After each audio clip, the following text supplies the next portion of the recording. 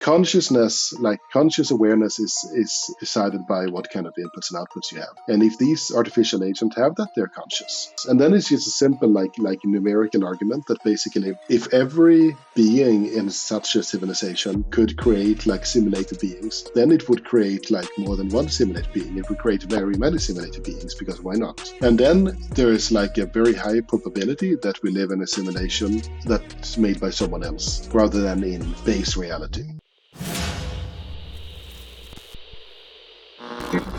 What is up, you beautiful freaks? This time I sit down with Julian Togelius, an associate professor of computer science at NYU who focuses on artificial intelligence and games. Throughout this episode, we get into the basics like what is a neural network and how does deep learning work, which is awesome because Julian is great at dumbing down the language so AI idiots like me can understand the fundamental concepts. We also dive into the deeper waters of more complex topics like using video games to train and evolve AI agents, and if that sounds crazy, it's because it is. And what a mind-blowing, scary, and beautiful conversation this was. Whether you have a basic understanding of AI like myself or you're further down the road, this episode will have something for you to latch onto. Now, in the first 5 minutes of the episode, we had a disruption.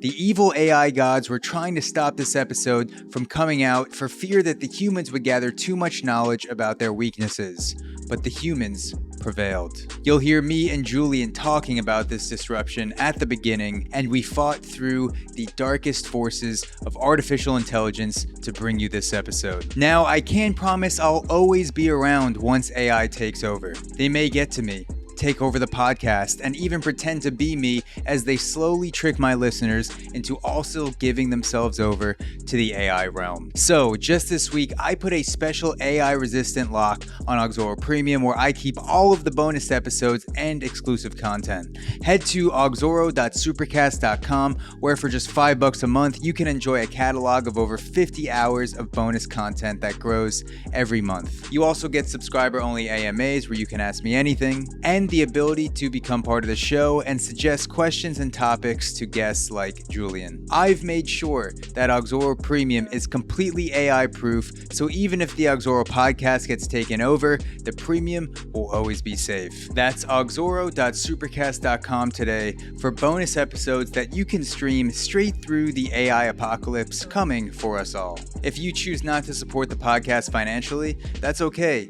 You need to save up and buy supplies for the end of days. I just ask that you take 30 seconds to rate the show on Apple Podcasts and Spotify to spread the word about the AUXORO podcast. Every time you rate the show, it tells the all-seeing algorithm to push the AUXORO podcast higher in searches and push episodes out to more people. It also boosts my ego and gives me a surface-level dopamine rush that I constantly chase in hopes that I can fill my soul with enough 5-star ratings to make the voices stop. Thank you for whoever you choose to support. Now, without further ado, please enjoy this deep diving, wide-ranging episode with Julian Togelius.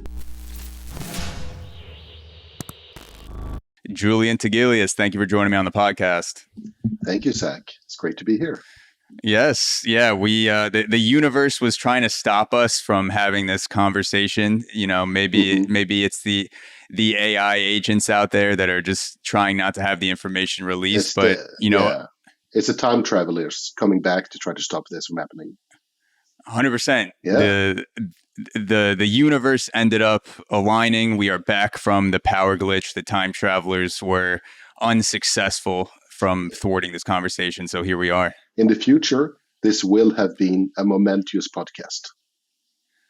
Yes. Right. Yes. This is going to it's going to change the face of the earth so much, just because usually, you know, I'm talking about things with people from all different backgrounds, whether it's scientists, athletes, writers, and eventually, you know, we end up making dick jokes and fart jokes, and in the future, those are going to be illegal. So they're going to come back and try to scrub the entire internet. Oh man, that's it. Like the retro cancellation, the sort of time traveler cancel crew. That's it's a scary thought. Yeah. Unless we change the future now. How would we do that though? How would we prevent? because We I feel like people already try to do that now with deleting old tweets or getting rid of old videos, but then people always find some way into the metadata where they suck up a tweet from 2009 and go, this person said this at 4:28 a.m. in the morning, just drunk as shit. right. It's going to happen. It's like it will come back to bite us. So we sort of need to sort of change this. So the future just basically depends on it. And like in the end, in the future, like our civilization will be based on fart jokes. No, that's too Yes. probable. Yeah. Yeah, like the currency will be fart jokes. If Yeah. you want to get a loaf of bread, you need a 2 out of 10 fart joke. But if you want to buy a house, you need just 20 unbelievably hilarious fart jokes. And then there will be the centralized fart agency that will decide whether or not you have exceeded the currency limit. This is, I mean, I've seen worse economic systems. Yeah, I mean, it honestly sounds good, and if you're Yeah. farting while you're telling the joke, I feel like that's also a plus. You know, if it's almost like self crowd work. You fart and then make a joke about the fart that you just did. It's like a meta fart. That's awesome. That's metaphoric. Yeah, yeah, metaphoric. Do you think we've lost all the listeners already? I don't know. Should do a proper intro or something? I don't know.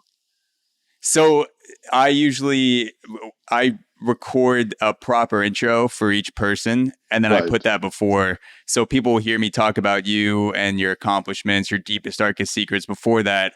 Oh, And then I like to get into because I feel like it with remote podcasting, you're already going uphill where you're trying to make it feel more of a connection. And I kind of like conversations that meander into the main points rather than just kind of being like, tell me list your resume at the beginning. That's just yeah. me though. A lot of people do that where they're like, give me your bullet point resume, where it's like, I'd rather just do that work for you at the beginning and go, this is everything this guy's done. And then No, but I think we're gonna get into it. Here we started with the core material, with the core elements, the most important stuff, talking about the fart future. Yes, that is actually, it's in my notes. I don't know how you read the notes on my iPad, but that was actually the first thing that I wanted to get into. Yeah. So speaking of the entire universe, I had the pleasure of going through a bunch of your guest conversations that you've had on previous podcasts, websites, other just tangential AI conversations, and I was thinking about, like, for you as someone who's been working in AI and games for decades, that you've always had or not always, but you've had an interest in this field for a long time. And there's been certain AI crescendos and booms throughout. I think it was like 1956 was the first AI paper, but since then there's been ups and downs. And recently, with all the large language models, ChatGPT, that is the general public conversation has absolutely exploded. Ooh. Yeah. What does that feel like for you as someone who's been interested in it for a very long time, has done great work, great research, and then all of a sudden, every single person on the planet pretty much has an opinion about your work, whereas 5 or 10 years ago, you probably had to do a lot more. Like, I imagine a lot more people are starting conversations with you now when they hear AI, and they're oh my God, tell me about ChatGPT. Like, how does that feel for you as someone who's been in the shit, like been in deep in this for a while? I mean, it's I feel old. I mean, I'm 44 years old, so technically I'm kind of just above median, but I feel so old like this. Like, hey, I used to think about this. I was worried about existential risk from AI when I first read about this 15 years ago. Then I thought deeply about it, and I'm like, no, actually.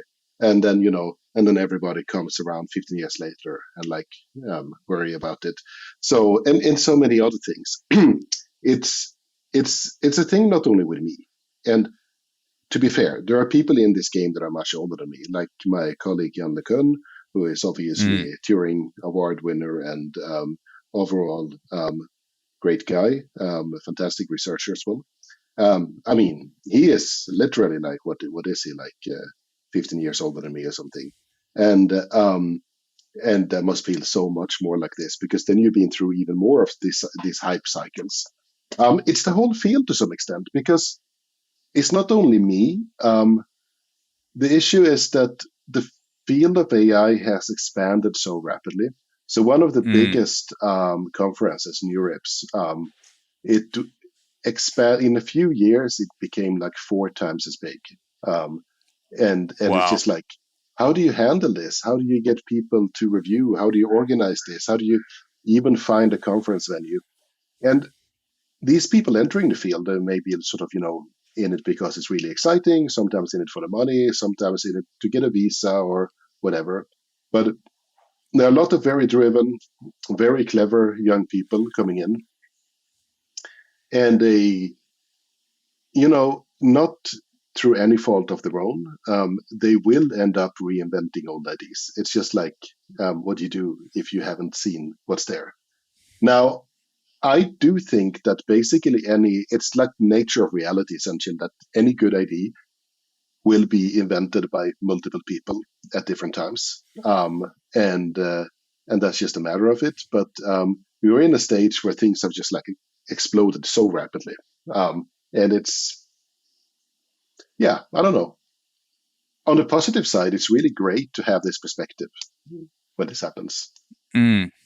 Do you feel like when you see the conversations out there, and I obviously include myself in this conversation where it's just you have a bunch of people with super limited knowledge that are reading AI for dumbasses, AI for dummies, and Mm-hmm. then they're recording podcasts and giving their opinion on it without really knowing the nuances of what am I talking about? What am I trying to express? What are the different tools, the definitions, and things like that? Do you think it's a drain on the field of artificial intelligence that there's so many opinions, even if they're not based in a true foundation? Or is it helpful just to get people interested and get their minds going? I think it's 90% helpful because basically there's enough people around. If we were like 20 people working on this in the world and we had to talk to the public all day, every day, that would have been a concern. But no, there's enough people in this field. And the reality is that we are going to see some fairly big societal changes from all this new technology.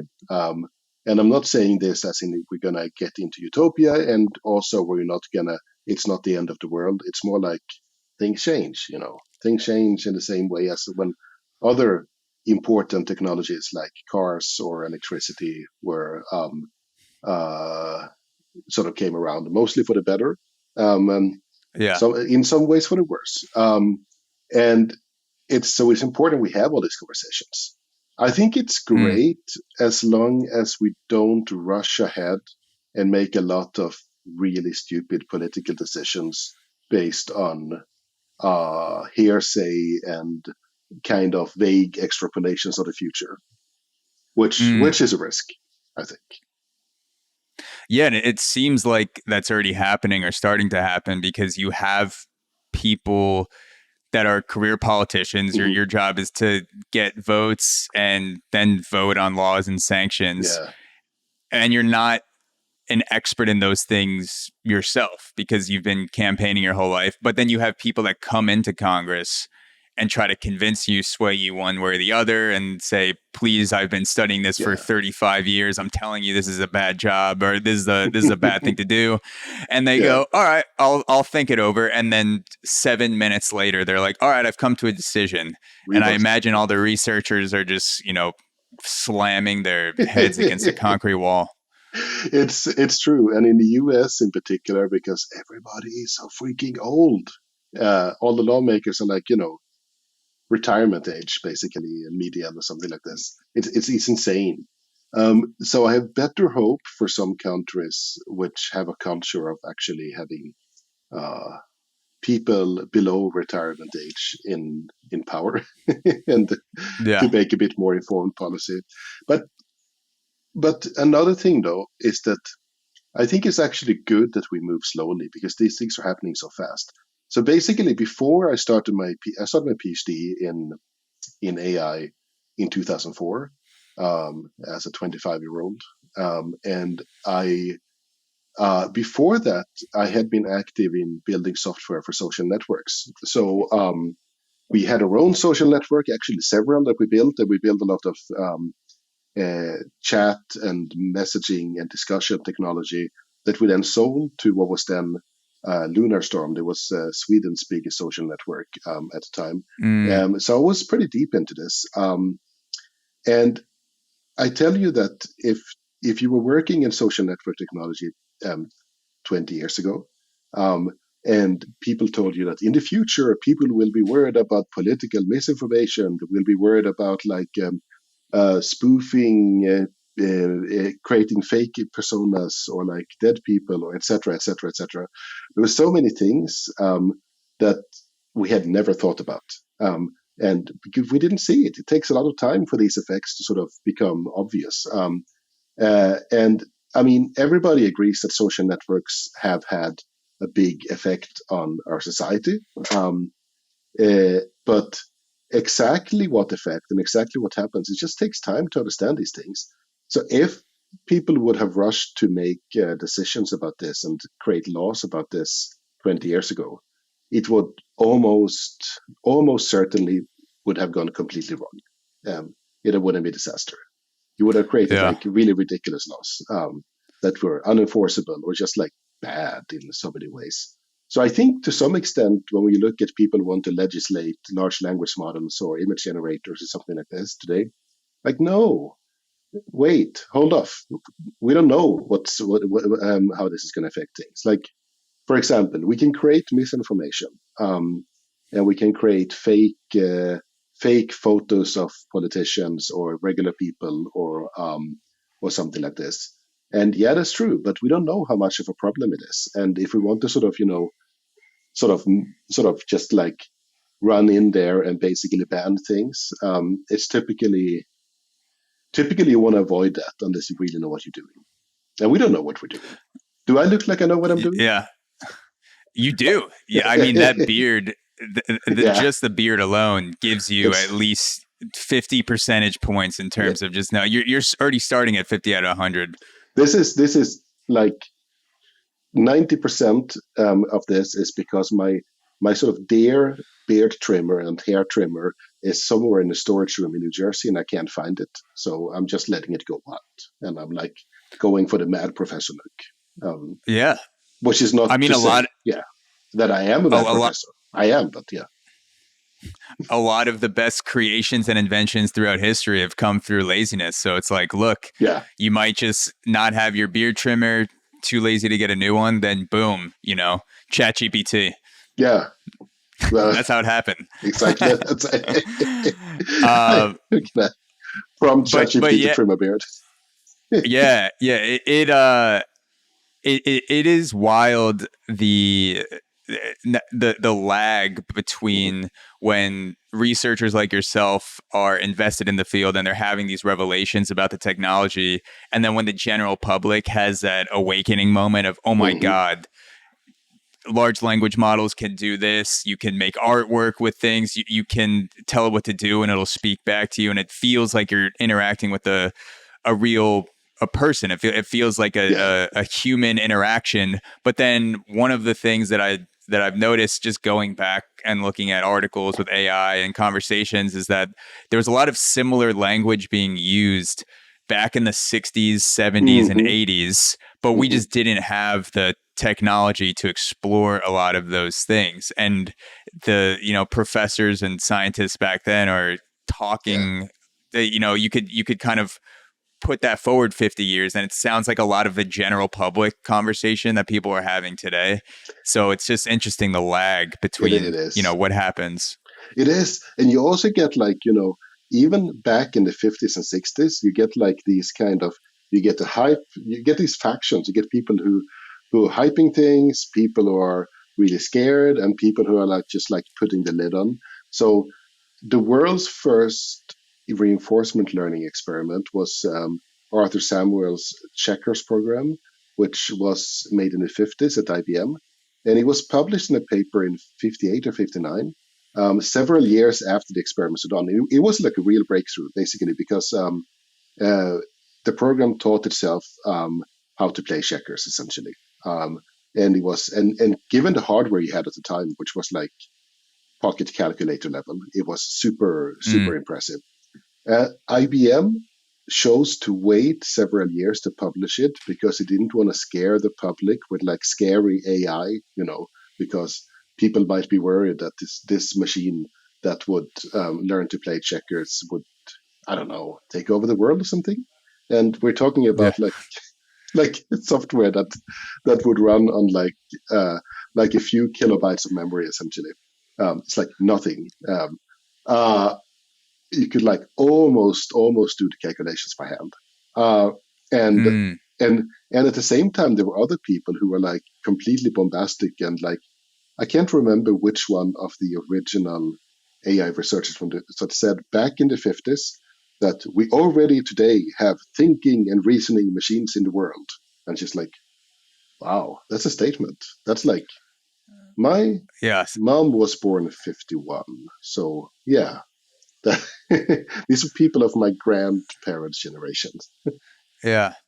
Do you think that's wise to put a filter on what research papers are released, or have a slight delay? Is that something that you would advise and for things like nuclear weapons or AI, just things that are going to change the face of how people interact? Or do you think science should be released in real time no matter what? So I have two answers to this. One is my ideological answer, which is like I like free, open discussion as much as possible, and we should go. We should have really, really, really strong reasons not to talk openly about things. So for that reason, I'm perfectly for openness. The other perspective is that it's just unworkable to force various kind of like delays. So that's I'm also for openness for the other reason that practically, like how would we do this? Once upon a time we had these gatekeeping mechanisms. We had scientific journals, um, and uh, and you had a peer review process, and that was like a natural like. It sort of kept the speed of dissemination fairly low because it was expensive Mm. to sort of print these things, and the networks fewer people were doing science, and you needed all this specialized equipment and stuff like this. These days, honestly, you need a laptop and you can get going inventing things. Everything you need to read is an archive. And if you shut down all the scientific journals and shut down archive and so on, people will still find it. They will like put it on BitTorrent and email papers to each other and so on. So basically, trying to put a speed break on scientific dissemination would basically amount to, I don't know, shutting down the internet or something. It's just not Yeah. practically possible. Yeah. And it sounds like there's no wide scale ethical way to do it, because Ah, in order for you to do that, you have to have a board of people that are deciding what is humanity going to be able to process and not kill each other, blow each yeah, other up. And it's almost like them acting as parents and the rest of us are infants, where they go, okay, which toys are we going to reveal yeah, this year? Which one we're going to give them the language model toy. Maybe we'll give them tactical nukes, but we're not going to release the big shit yet. yeah. That's on a 10, 20-year timeline. It's like, who are they to Yeah, who decide are they? how the world's going to evolve? I don't want any more parents. I like the ones I had. I don't need to sort of, and I've never taken well to having bosses. It's like fairly common for people in academia. You technically have a head of department and a dean and so on, but really, like being in academia is like not having a boss. So it basically attracts people who don't like having bosses. But yeah, no, it's like it's really hard to figure out how that would work without going full North Korea or something, and sort of Yeah. and that would of course be very limiting. But I also don't think that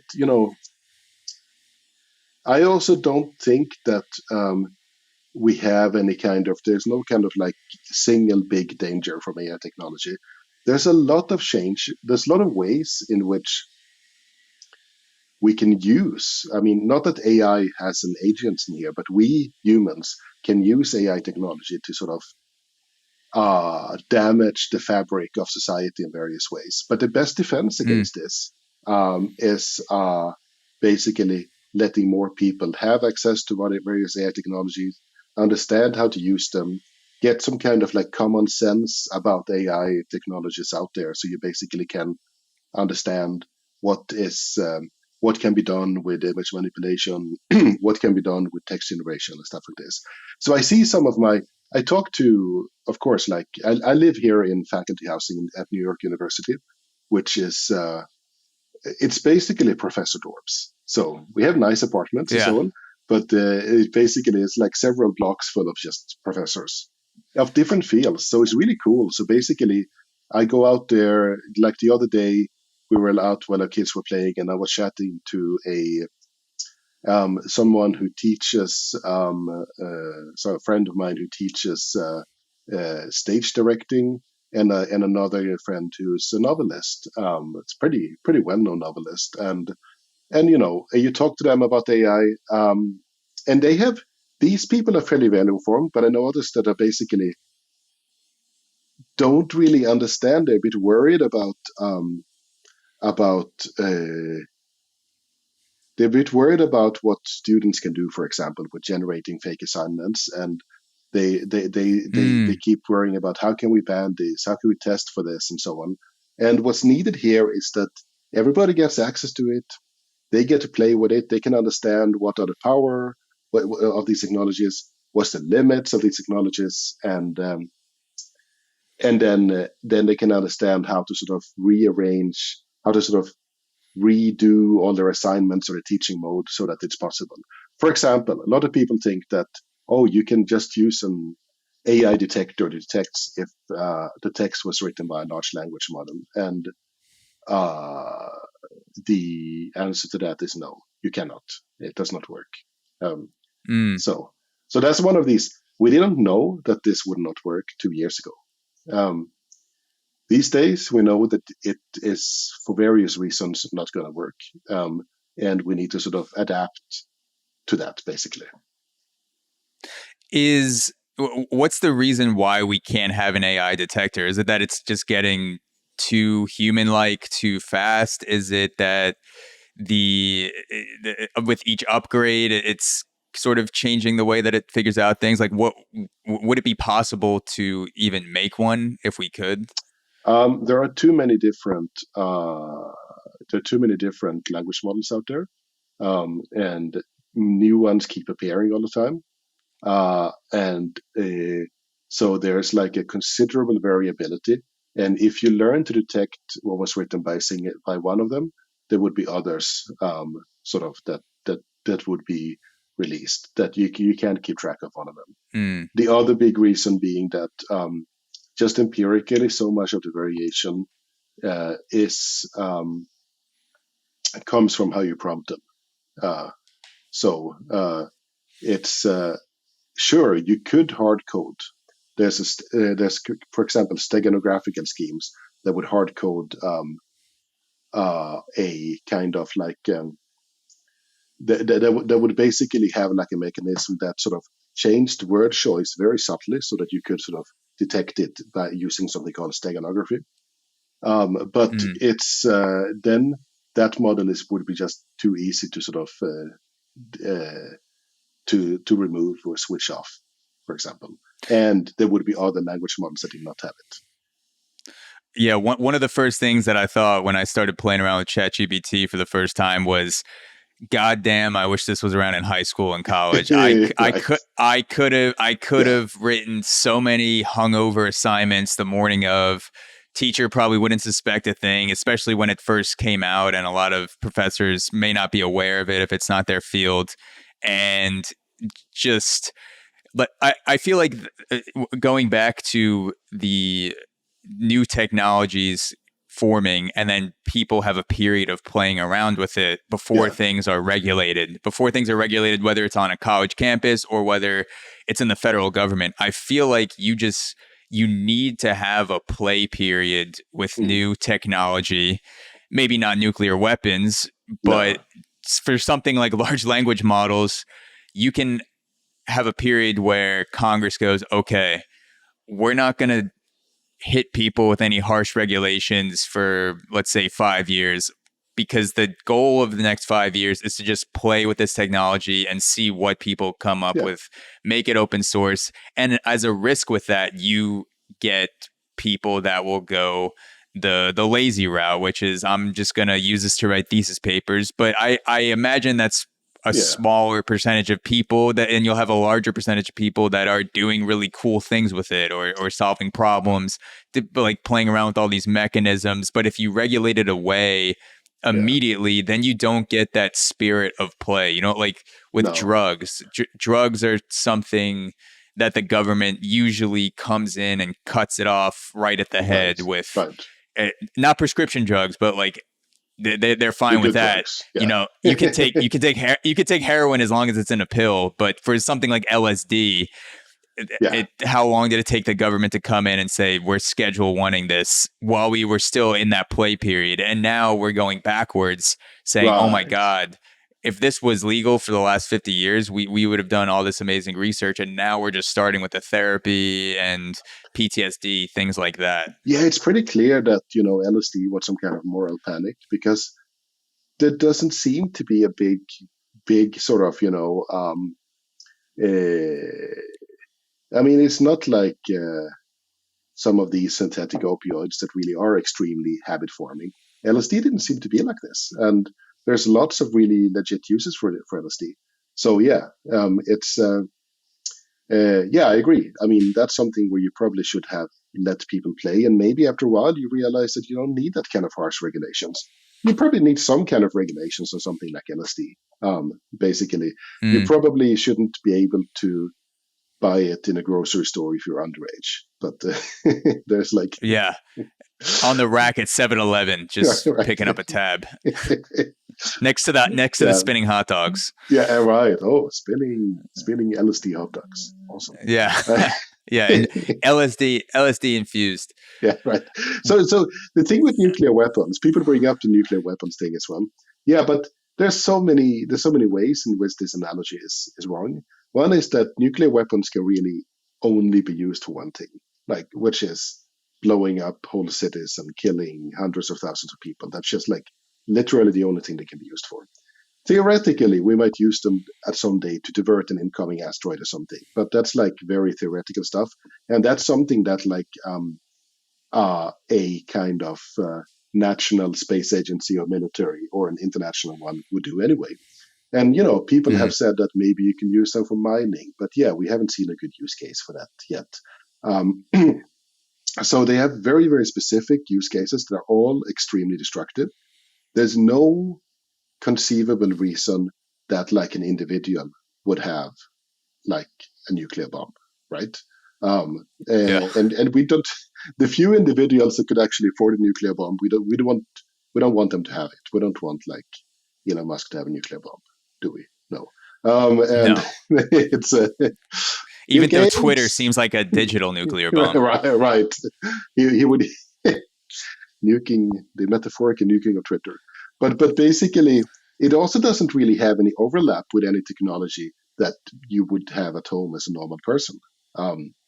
Whereas, like various AI technologies, they have a very, very strong overlap with other kinds of personal computing technology. It's just software. You also don't need anything specific for it. For nukes, you need you need uranium, you need to sort of enrich it. And both of these are like extremely expensive sort of operations that require very, very specialized hardware that you don't use for anything else. And then basically you have, for developing a new kind of image generator or a language model or something like this, or any kind of reinforcement learning agent or any other kind of agent, well, you need data, you need compute. And this is basically the same thing that you have in your laptop or mobile phone, only more of it. And you can get more of it by essentially distributing the computation over lots of like different regular computers. You literally can train state-of-the-art language models using like lots of MacBooks. I mean, you would really need a lot of them. But you can train kind of like more specialized language image models on literally a single MacBook, and it works. Yeah, it seems like a good idea when a company like Meta open sources their language model where people can play around with it versus someone like a Lockheed Martin that goes, yeah, Yeah. we're going to open source our latest tactical nuke. If anyone just wants to if anyone wants to just give it a go, Yeah. it would be we'd be in a pretty terrible place as a planet if you could build a nuclear weapon for, let's say, $10,000. That would Yeah. be horrific. But But for something like a language model, it seems like a good idea to give it to as many people as possible to play around with. but the thing is, getting info on how to build a nuke isn't that hard because they aren't that complicated. Um, the really tough, I mean, well, sure, you don't have like very, very precise descriptions. You'd have to sort of figure out the details yourself, but the basics aren't that complicated. The problem is getting the enriched uranium or plutonium. And that's the Mm, level you can control it because there's only so many uranium mines in the world, and these centrifuges that are needed to enrich it are extremely hard to get. And that's like where you had this probably the Stuxnet attack, US Israeli attack on Iranian centrifuges mm, that, as far as we know, basically set back the Iranian nuclear enrichment program for a number of years. It's because they knew exactly what type of centrifuge they were using because there's only so many companies in the world doing them. I think there were Siemens. So basically, that's why we can control it. It's everything is really expensive and really specialized and not used for anything else. mm. Well, nuclear power You and nuclear power we are regulating, and also like very very mm, expensive. You don't just go out yeah. there and build power plant. Yeah, Yeah. So just like start a power plant in your backyard, like a lemonade yeah, stand. It's you know. pretty tough to do that. So you started in philosophy, right? Yeah, yeah. For better or worse, What better and worse. what what drew you towards studying and researching artificial intelligence and video games? What was the thing that you weren't getting from philosophy that you feel more fulfilled in the current field that you're in right now? Uh, Progress or the sense of progress because basically I mean in my high school I was like I guess what the Americans would call kind of a theater kid, right? I was like I actually was acting in our sort of theater club, and I was writing poetry and walking around in a long trench coat and looking all mysterious or I don't know silly, I don't know what whichever it is, and I was like Yeah. I very much did not identify with the people who wanted to become engineers. They were like unbelievably square and kind of that seemed like not the life I wanted to live. I am now a professor at an engineering school. Imagine that, telling my 16-year-old self that. So basically, I wanted to understand the mind. I wanted to understand what is consciousness. These were the important topics. And I thought, like, I'm going to go straight for the important topics. I'm not going to do any kind of um, I'm not going to sort of, sidestep them and work in some detailed stuff. I'm going to understand why, what is thinking, why are we conscious, stuff like this. And of course, the the areas to sort of go into here would be psychology and philosophy. And psychology uh, pretty quickly struck me as kind of boring. Not the questions they were asking, but their ways of getting at the questions. Because it's a Mm, very these kind of empirical studies you do in psychology, they're very like it's a very blunt weapon, right? You can't really do much. You run this service, and then they're super complicated and take a lot of effort, and then you get very little from it. Um, you don't really get to the core of things. And as we've seen recently with the replication crisis, that there's a lot, there's been these like coordinated efforts to replicate a number of landmark studies from psychology. And the thing is, they don't replicate. Like around half of them, depending on what you count and how, like just turns out to not be true. As in, like mm, this effect isn't there, and this is kind of disastrous when you think about it. Like, what the hell? This whole fucking field. How much of what how much of what I studied in my introductory psychology textbook is just wrong. Um, uh, so I had a sense that, I didn't know about this back then, but I had a sense that, like, there's a lot of fluff and not a lot of substance in this field, and don't really have the tools to get anywhere. And then in philosophy, they were getting straight at the real questions, the really important ones, the ones that actually matter in the world. But we Mm. don't have any tools at all. We really just only have words. And how are we going to sort of wait? What can we do with this? And I felt I wasn't up to it. My big intellectual hero at the time was David Chalmers, the philosopher. I Much later, when I moved to New York, I became his neighbor, and I know him a bit now. He's a fantastic guy overall, and he spent his life making progress on the question of on exactly these questions. What is consciousness? How does it arise from thinking, or how does it correlate with thinking even? Mm. And how can we even talk about it? And I think he's probably the sort of the smartest person, or like the person who does this best in the world at the moment. And I'm not sure that he has any hope of solving these problems. So I felt like I needed to go somewhere where I could make a difference, where I could really, and I don't mean making a difference as like, I don't know, saving the planet or something. That's also nice, but that's not what I came for. I came for like really understanding things, and then basically after exhausting all the possibilities, the ones that are left is that the only way to understand the mind is to build minds. So that's Mm.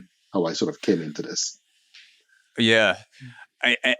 I say this as someone who enjoys reading philosophy, reading different styles of way people think. And what you're saying now, it has me thinking about the fact that philosophy has been tackling the same fundamental questions for thousands of years. Mm-hmm. Like the question of what is consciousness, that you can go back and read conversation, or not conversations, but just thoughts from Aristotle, Mm-hmm. Plato, what is the meaning of life? And I think those can be beneficial to sort of get into and Mm-hmm. read and write about and theorize sort of the uh, overarching atmosphere that is just in a lot of ways either enlightening or haunting society. What is the thing? What is this like substrate that we're in? But then at Yeah. the same time, if you look back and go, our field has been answering the same questions for 5,000 years, there's probably I don't know. Like, I guess that could be a Yeah. bad thing. Is that a good thing in a way that these questions are unsolvable and maybe we're getting closer? That's my extremely unexpert analysis of I the think entire philosophy. history of philosophy. Yeah, philosophy is necessary. And you can't. Sometimes you encounter this mindset among more engineering type people that who needs philosophy? Close it all down. But it's like, no, it's impossible. It will not go away. It's not like we can decide not to worry about the philosophical problems because uh, we will get there anyway. And so systematic study of philosophy is crucial. And I recommend everyone to study some philosophy to sort of help with understanding the world and also understanding the nature of knowledge and how we make new knowledge. But it's not really philosophy is not it's not the engine of progress. It's not even the engine of progress on scientific questions. It's not where the answers come from. It helps us conceptualize the answers, but like we need the new results from somewhere else. And it's also fascinating when you look at the history of philosophy. A very large proportion of people who are like uh, main characters in the history of philosophy, the people who really made a mark, they were somewhere. They tried not to be philosophers. They were somewhere in the interface between um, some other specialized field, typically a science and philosophy, and they tried to Mm. sort of be something else, and then they And then they sort of got inspired by this other field and sort of had to understand something else. And then they basically they couldn't help writing philosophy. I mean, Yeah. Yeah. It seems like a philosophy absent of building is yeah. meaningless. If you're not building something, whether it's in the physical world, digital world, it, how can you have a philosophy Mm-hmm. about something that you're not doing these repetitions that are successful, unsuccessful, and then you learn things about it. It kind of reminds me of sports because there's two different camps of thought when it comes Mm-hmm. to at least baseball. I played baseball for almost, I think, 17 or 18 years, from 5 to 23, and I'm fully washed up now.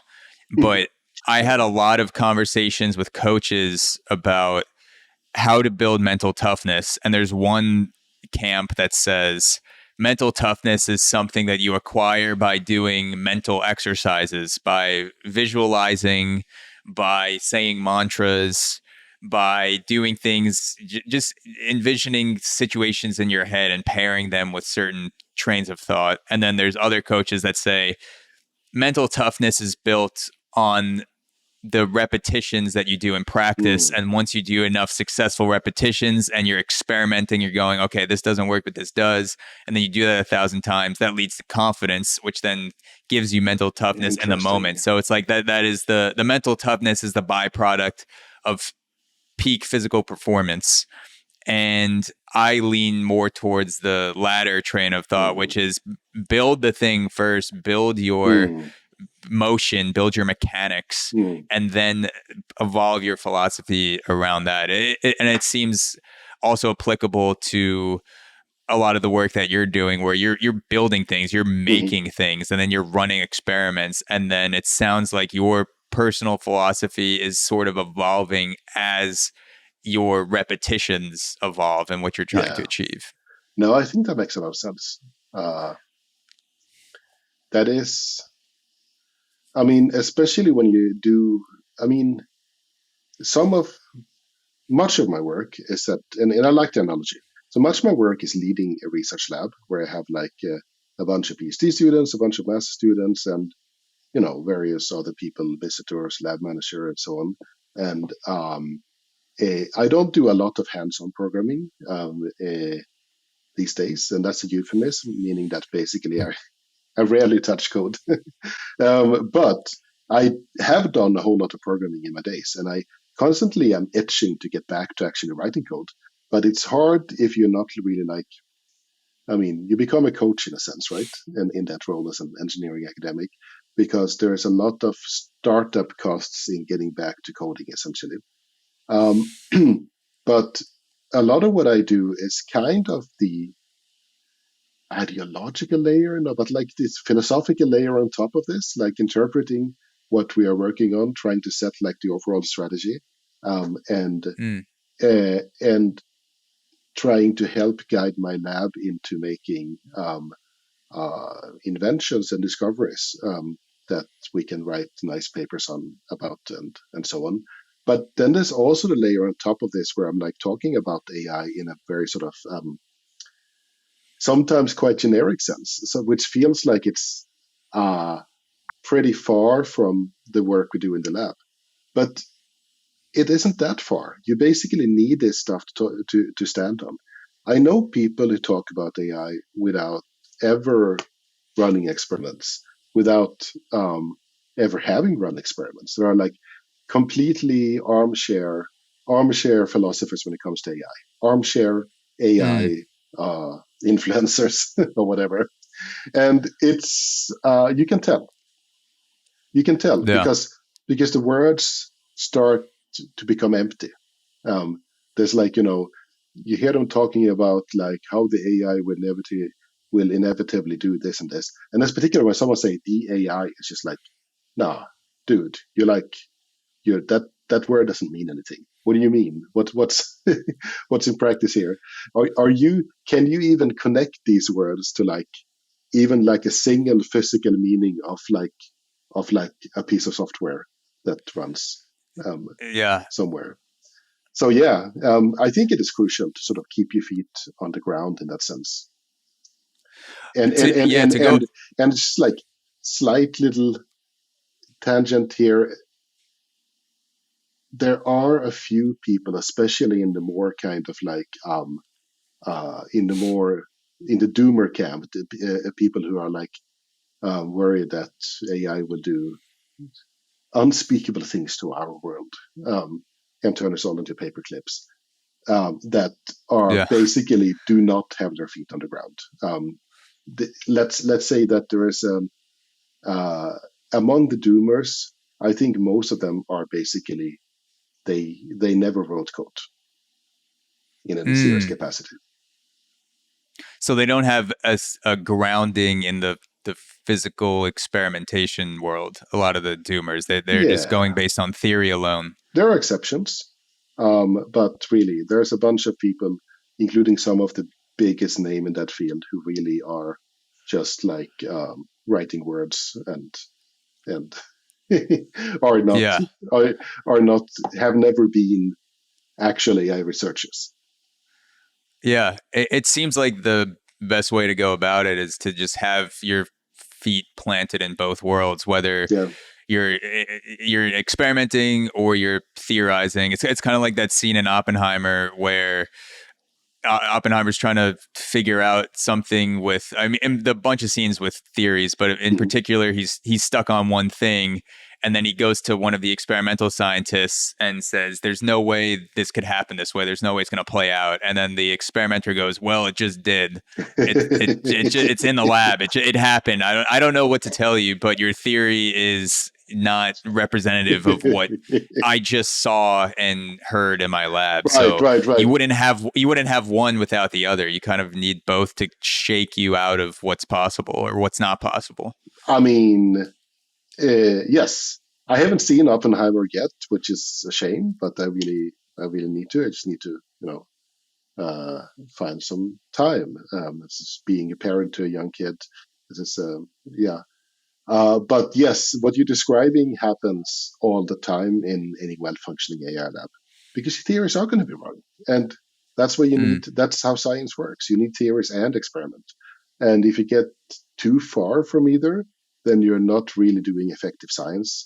Then you're either just like armchair theorizing, or you're just tinkering and uh, there's a place for like pure tinkering. I have nothing against it, but it gets better if you also are able to connect it to theory. You just like it's way more yeah. effective. Um, and Yeah. and in the history of AI, lots of what is today today's deep learning largely comes or it builds all of it on the a discovery or invention of gradient descent algorithms, in particular the backpropagation algorithm, which was it's theoretically fairly simple, but it was probably first implemented by Paul Werbus in the late 70s. And then it didn't make a big splash. And then in the mid 80s, there were a bunch of people, including Jeff Hinton, Jürgen Schmidhuber, Jan LeCun, that kind of got it to work in practical settings. Um, and the ideas, because the maths behind this is so simple, so this people could have tried doing this like literally 20 or 30 years before. But there were a number of issues. We didn't have the data, the amount of data, we didn't have the computing power. But most of all, it was theoretically not believed that it would work. Basically, people worked on things um, where you could make a nice theory that said that this is going to work, and then you implemented it. And Mm, they were, in particular, Marvin Minsky, an extremely influential early AI researcher who was head of MIT's AI lab for a while. Um, he basically argued strongly that doing back propagation, doing gradient descent in multiple layers of a neural network, it's look, we can show here that it's not gonna it's very unlikely to get anywhere, so basically don't do it. And mm, this is this is where theory was wrong, and you needed this kind of empirical work to just show you that actually it does work. and yeah, and and absolutely. and then even more, So large language models, which build on this, on gradient descent and other things, why do they do all the amazing things they do? Well, we don't really know, but if we were just going by theory and sort of, we probably never would have invented them. It's like a part of like, Mm, let's see what happens if we predict the next word and scale it up to insane levels. yeah. Yeah, I want to get into I want to wade into the waters of how you're working with video games and artificial Right? Yeah. intelligence together. But before that, can you give me the AI deep learning for dummies, sort of like the basic components of what a neural network is and how deep learning works at the most basic level? Ah, yeah. Like which basic level is it? So uh, um, I think that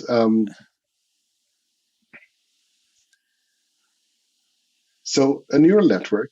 It sounds fancy. It sounds like it's on like brain-like, and it is inspired by the brain in some sense. Like way back, it's inspired by the brain.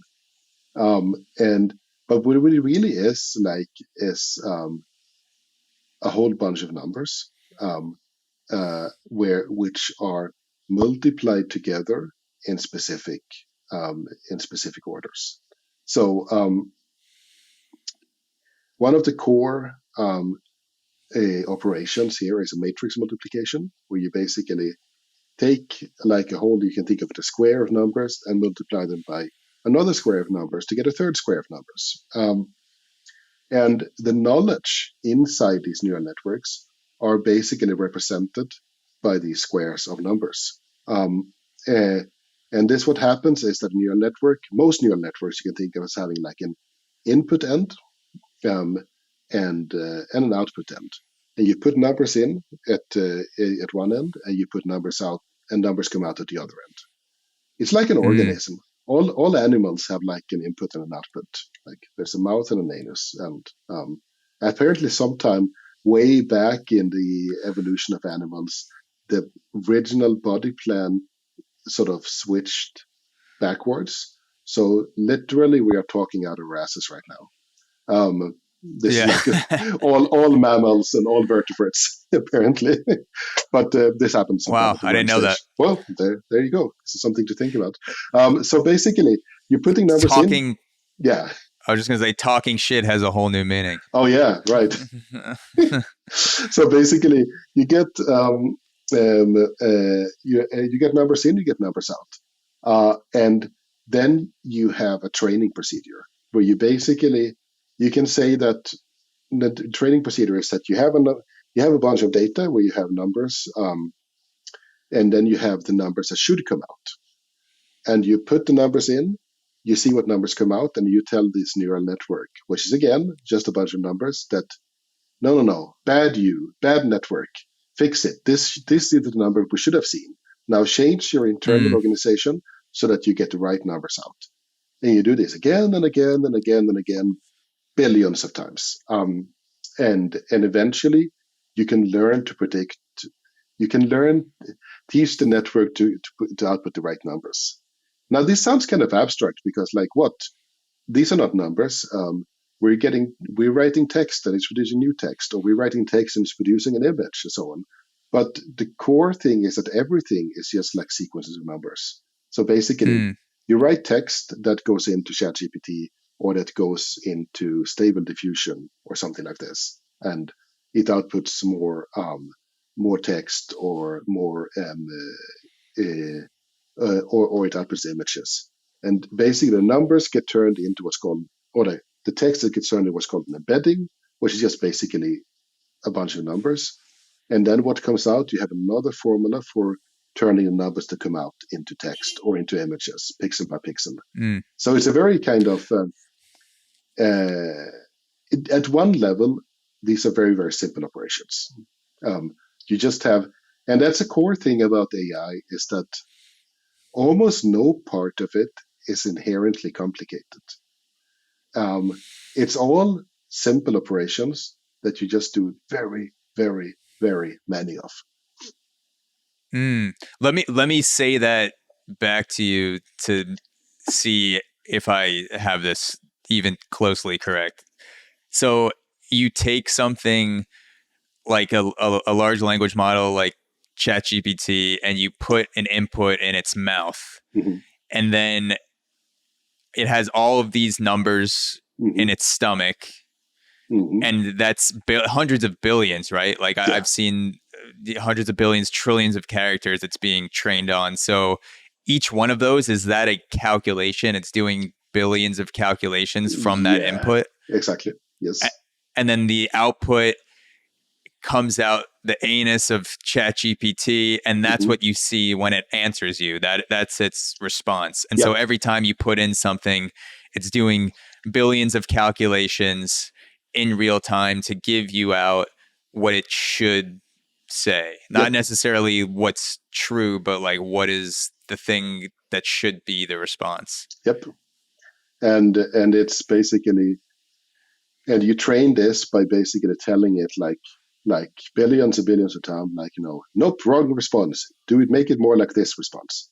And this is like, so in practice, when you're training a language model, you have text, and you have text from everywhere: Wikipedia, the Bible, Reddit, 4chan, um, like Brazilian telenovelas, Hemingway, everything you want, like basically random overheard street conversation from New York, whatever it is. So all the text you can find, you just basically pour it in there. And then you ask it like, hey, here is the text that starts like, today we are going to cook A, and then basically now produce an output, and basically produce an output like car, and then you like, no, bad language model. You should have have responded hamburger.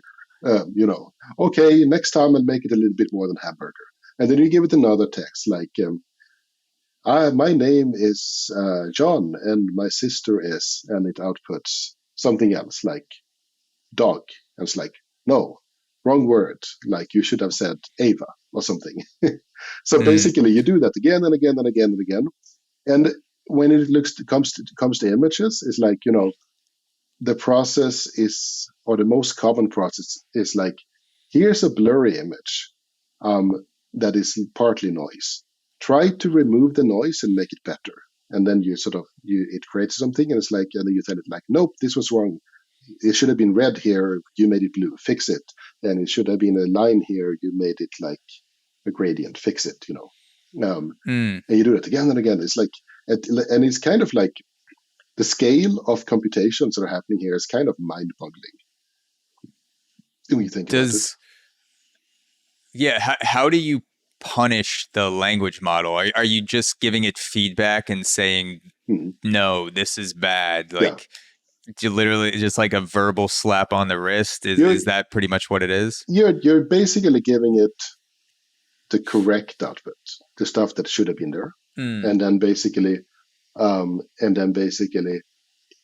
back propagation process, or the gradient descent process, is what is used to sort of tune all those billions of numbers inside the network a little bit closer to what would have created the right one and the right output. So the calculation here is what does that. But the thing is, like, this calculation is in itself, you probably learned in high school or first year college maths if you took it. It's like, it's basically the chain rule for derivatives. So each individual calculation is very, very simple. You just have many of them, very many. So with all of those calculations, and you mentioned the word should, this is the answer it should give. Is there any consideration of absolute truth with large language models, or is it all based on percentages, that based on, however many times this question has been asked, this is what we've been trained to output 98% of the time, or some high percentage numbers? It's based on percentages and not any sort of absolute. Sort of. Yeah, it's basically what it is that we have Yeah, what a language model does is that it produces the most probable output. So it has learned to sort of, based on all its interactions with input text that look sort of like what you inputted, and then this output, and it's basically producing the output that it thinks is most likely to be correct. I mean, this is an interpretation. Mm. When I say these words, it thinks is most likely, that's kind of like, it's an interpretation of what's happening. But mathematically, this is, it has been pushed by all these interactions to produce more likely things. So a good way of thinking of what's happening when you're talking to a language model is that it is giving you what it considers likely. So if you ask like a very large language model, like GPT-4 about Julian Togelius, it will usually give like a pretty good answer. Like Julian Togelius is an AI researcher that works like on this and this, and he knows he did this and this and so on. But it would usually be subtly wrong. It would give things that are like, plausible. It would say like, oh, he is Danish. I'm like, the fuck, GPT-4? I'm not Danish. I'm Swedish. And it would say Yeah, that it's I offensive. graduated. Exactly. It's like, I'm gonna sue it. And it's graduated. He graduated with his PhD in 2008. No, it was 2007. These things, because they're like probable. They're not. Then there is no such thing as exact truth. There's only more likely things. And if you ask like a smaller language model, if you download the smallest llama model, you get things that are like, if you knew nothing about me, they will make sense. I asked like one of these models the other day about myself. It's like a hobby I have, and it's less. I was a game journalist, and it's like it's got something right. I Mm. I am working with games. That's correct, but Yeah. it's So like, so it attributes achievements or papers, it's like things that sound like someone like you would have done. There's a high yeah, chance it has a that very you'd be a fussy, game journalist. yeah, Yeah. very fussy idea of what kind of thing, what is this Julian Toeglius thing? What does it do basically? And then for things that are seen, like there are things in the training data that is seen literally thousands of times in the training data. Like you can ask GPT-4 about the Declaration of Independence, and I didn't check all of it, but basically from what I saw, it got everything correct because it's so common. So one thing with language models is the more something is in the training data, the better it will be at remembering it and reproducing it. But Yeah. it's not a discrete thing. There's never like, it knows the truth. There's always a fuzziness to it. Yeah, I think it was an older blog post on your website where you use the metaphor of an improv partner, Yeah, and that's what ChatGPT is. Where think of it when you're overly impressed by something like ChatGPT, think of it as an improv partner, yeah, and you can play around with it, and it'll basically just yes and hmm the answers to what you're doing, yeah. and It's role playing. that's cool in itself. Like Yeah, even if it doesn't have the truth, I'm like that's still a really cool thing to do, to be able to have a role play partner in a yeah. sense. Yeah, that is cool. It's always role playing, and there is no like true I in it. It's always role playing. But that's uh, language models. I think in the future, and of course it's already happening. Language models will of course be an important technology, but it's not going to be like this is the technology that we call AI. That's never been true. Instead, we're gonna build they're going to be crucial parts of whole systems of like all the other things. Because the fact is that, you know, on their own, even the best language models that are can't do reliable math. They can't Mm, even like addition and subtraction of large numbers tends to sort of break down, which is kind of silly. And you get these kind of weird things. At the same time, like a pocket calculator can do it, or like a mechanical machine from the 1930s can do it, so so what happens then is that you want the language model, but you also want to connect it to like just a regular like calculator or an equation solver or something. So, I mean, the AI yeah. systems we will be interacting with more and more are going to have language models as part of them, but then there's all these other parts as well. which is what makes it Yeah. really interesting. Yeah, I was going through the AI Reddit for recent news stories that involved language model. There's just forms of the things that either you've spoken about in a blog post or just general news stories related to it. And something that I saw that kind of feeds into the improv Mhm. metaphor, the role play metaphor. I don't know if you saw the Avianca case with the lawyers, or where ChatGPT created Oh sort of yeah, these cases that didn't exist. Did you yeah, see that? yeah. So it's Uh, just basically like, and some lawyer basically filed a document in court with like, here's precedents from these cases. Like, no, and the judge is just like, yeah, no, they don't exist. yeah. For people listening who may not be familiar with the case, this is just a little excerpt from the article. So, at a hearing earlier this month, Schwartz, one of the lawyers, said he used an artificial intelligence powered chatbot to help him find legal precedents supporting a client's case against the Colombian airline Avianca for an injury that occurred in 2019. The chatbot, which generates essay like answers to prompts from users, suggested several cases involving aviation mishaps that Schwartz hadn't been able to find through the usual methods used at his law firm. Several of those cases weren't real, misidentified judges, or involved airlines that didn't exist. The judge said one of the fake decisions generated by the chatbot, quote, have some traits that are superficially consistent with actual judicial decisions, but he said other portions contained, quote, gibberish and were, quote, nonsensical. So it does kind of speak to that metaphor with, Yeah, you give ChatGPT a prompt and say, I'm looking for cases that are like this, and it goes, yes, and here's also this, and it doesn't exactly. exist, but it sounds like there's a high percent. Like, you think in your mind, oh yeah, that should be a case. If it's not, that sounds like something that It's would have happened, and all you just go plausible. along with it. Yeah, it's like Yeah. they've been trying to they've been trying. I mean, because there's also the part of what's called instruction tuning and reinforcement learning from human feedback that are also important part of training these systems, and they are basically trained to be helpful, and they are trying to be helpful by providing you with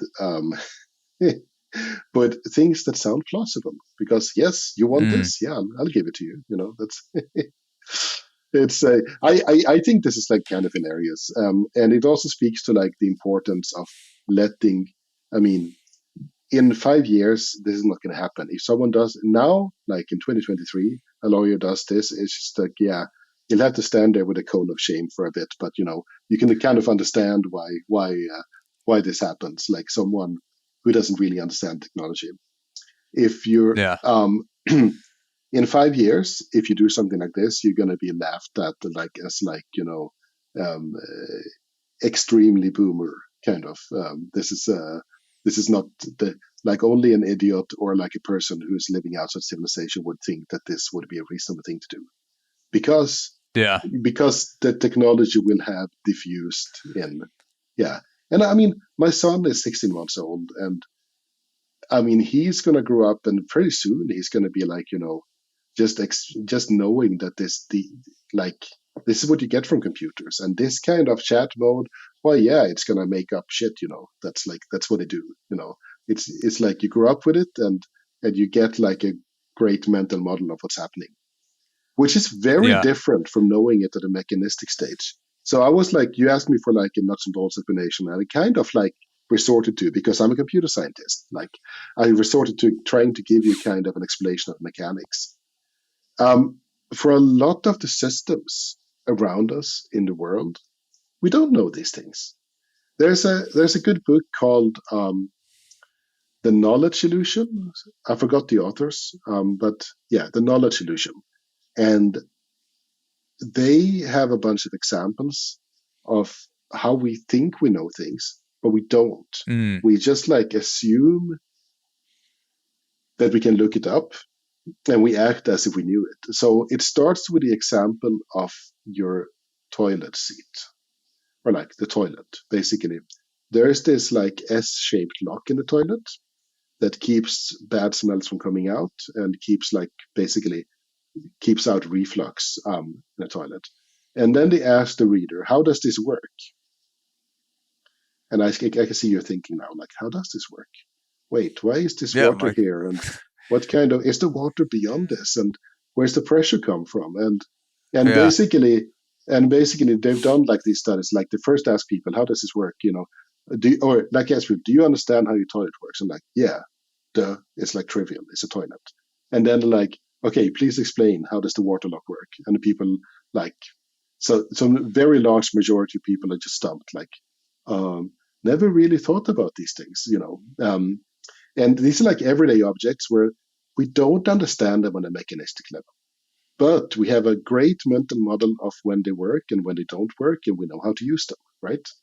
And yeah, so,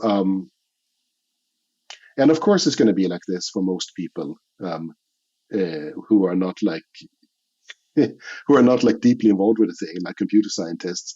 Like you're not going to need a mechanistic explanation of how the language model works, but you're going to need like a mental model of what you can make it do and what you should not make it do and what kind of stupid shit they might come up with you. It's like yeah. how to handle its mouth and anus. It's interesting how like this conversation we keep getting back to these kind of Keeps. I was just thinking that yeah we keep revisit. It's a through yeah line metaphor for this episode. I like it. scatological yeah Yeah. Well, I also think it's kind of funny how people, and I am guilty of thinking like this too, where you go, okay, we want artificial intelligence, we want AI agents to have general intelligence like humans, because like of course humans are generally intelligent. And then you ask me, how does a toilet work? And I'm yeah like, fuck. Let me ask ChatGPT. and it will give you something plausible sounding, right? Yeah, Like, and then I'll just say it to the person like I've known it for the past 20 years, and really I just found out 7 seconds ago. So yeah, it does bring up a good question of, are we trying to emulate human intelligence, or are we just trying to make something that's some sort of intelligence that maybe it's human, maybe it's not. We're not that yeah. we're only good at a few. We're only really good at a couple different things. Mhm. If you're exceptionally good at one thing in your life, that's pretty fucking good. If two is amazing, if you're an expert at three things, that's crazy. Like once in a generational person. And Right. it seems like general intelligence is just not the way to describe human intelligence. Mhm. It's not really that general. Right. No, it's true. It is. Yeah. So I have a book coming out next year with MIT Press called Artificial Mm, General Intelligence, and it's one of these things. I took this on. They have this Essential Knowledge series, which is a Essential Knowledge series is basically their response to the Oxford very short introductions, like short, like 150-page books about that's supposed to introduce you to general topics. And I took on writing about artificial general intelligence because I'm an idiot. I'm a general idiot. No, but it's like it's same. because right, it's like it's an almost impossible topic where I'm trying to basically try and figure out what is this thing? And I make some of the arguments you just made here. Like most of us don't know very much, and most of the actual modern economy relies on most people not knowing very much. You have people like you have a plumber, and a plumber will actually understand how your toilet works, and that's pretty great because you and I don't. So when when it goes really wrong, we call the plumber. But a plumber Yeah. doesn't know how to write Python code, or probably, I mean, some do, but most of them won't know how to train a large language model or host a podcast or something like this. And it's like, it's that's like the beauty of division of labor. We do very, very different things. So there's like, so one of the arguments is like, yeah, we are not general intelligence. By most measures, we are not general intelligent. And then you can sort of find weird tweaky measures where we will be more general intelligence. Yeah, we're capable of learning anything, but are we really? And how long time would it Mm, take? And then it's like, it's a kind of weird vacuous argument. So I basically resort to in that book calling artificial general intelligence any kind of AI system or any kind of software system that is more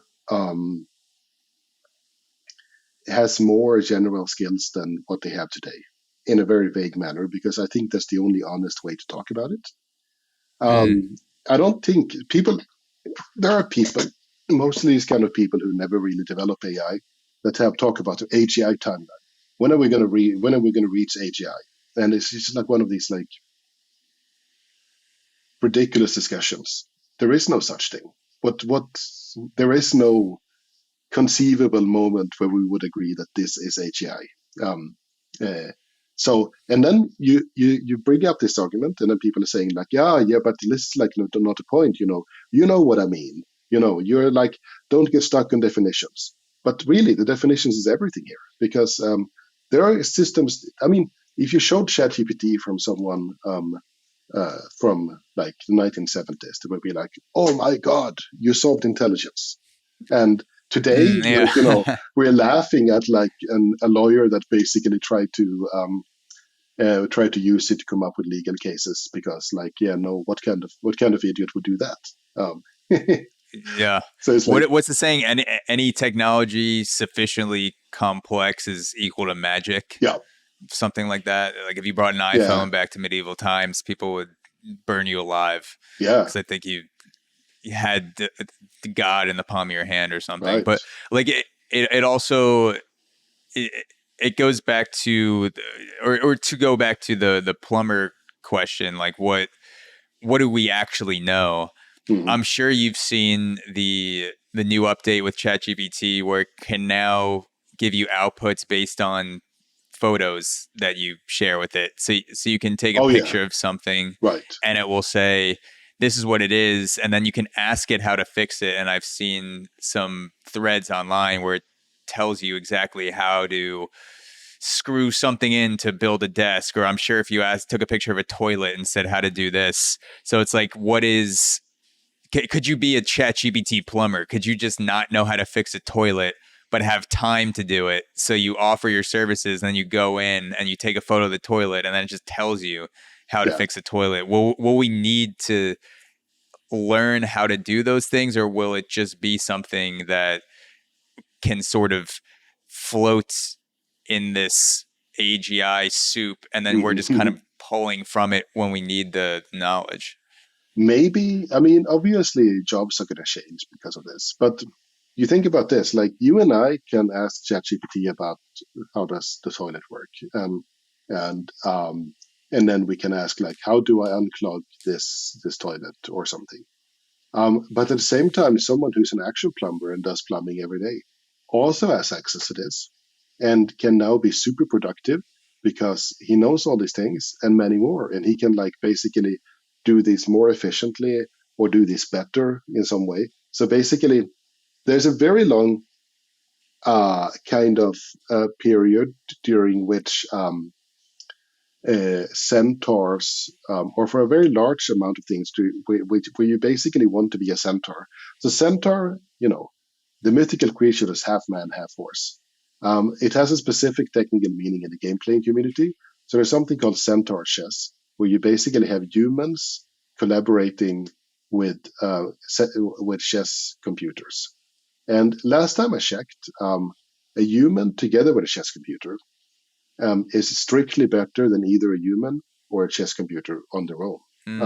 So you want to basically be able to outsource some decisions to the chess computer, and you want to look at like, what if I took this move? And you use the computer to give you a lot of feedback, and then you basically do other things. And that's probably going to be the place for be the case for plumbers as well, or for like, I don't know, podcast hosts or AI researchers or something like this.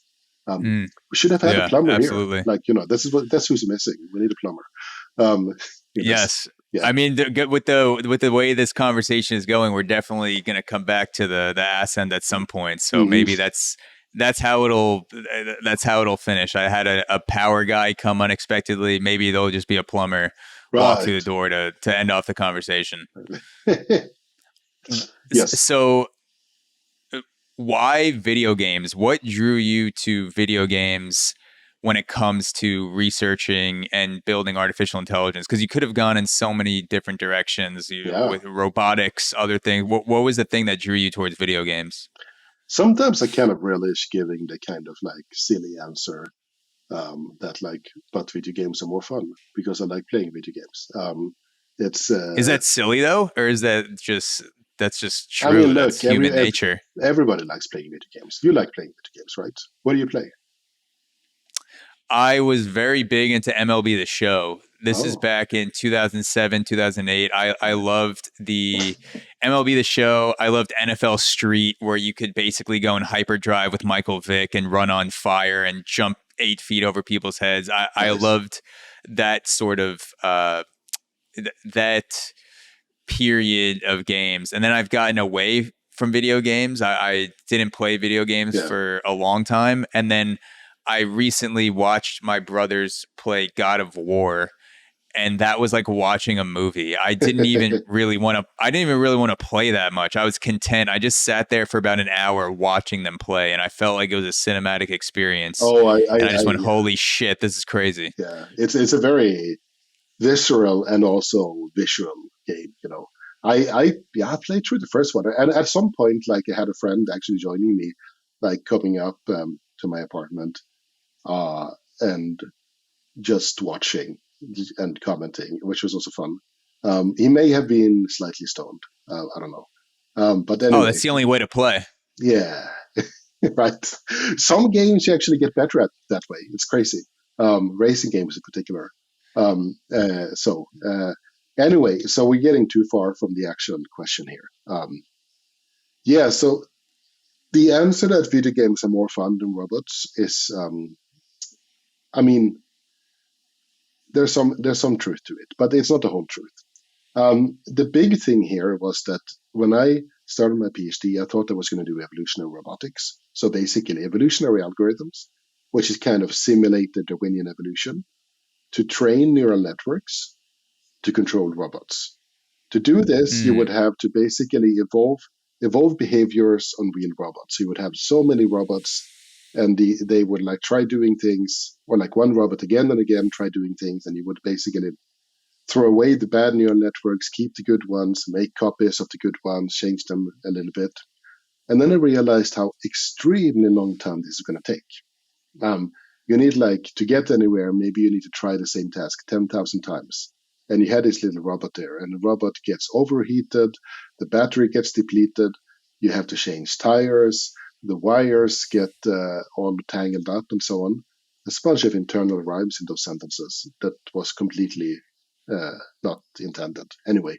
But the um, this was just too slow and too much physical mess. And I was arguing that, well, you could do exactly the same thing in games. Video games have like the same challenges. You just have to, but it's just way easier because it's much faster to evaluate. You can reset the state without any problem. If the robot drives off a cliff and breaks, it's going to be really expensive. But in a video game, if you drive off a cliff and your car breaks, you just reset the game again. So it's like a way more effective way of doing kind of the same research. So I did that, and that was a really big kind of speed boost to my kind of research. And I published a couple of papers that were very well received about like using video games, in particular racing games and some simple shooter to sort of evolve behaviors. Then I also started thinking about what if you flip this around? Instead of using the video games to sort of improve the AI, what if you use the AI to improve the video game? And I'm like, what if I use Mm. this evolutionary process not to evolve like a network that plays the game, but to evolve parts of the game? Can I evolve, for example, racing tracks for the can I evolve racing tracks instead? And what would I evolve racing tracks to be like? Well, I would evolve racing tracks that are interesting for the human to play.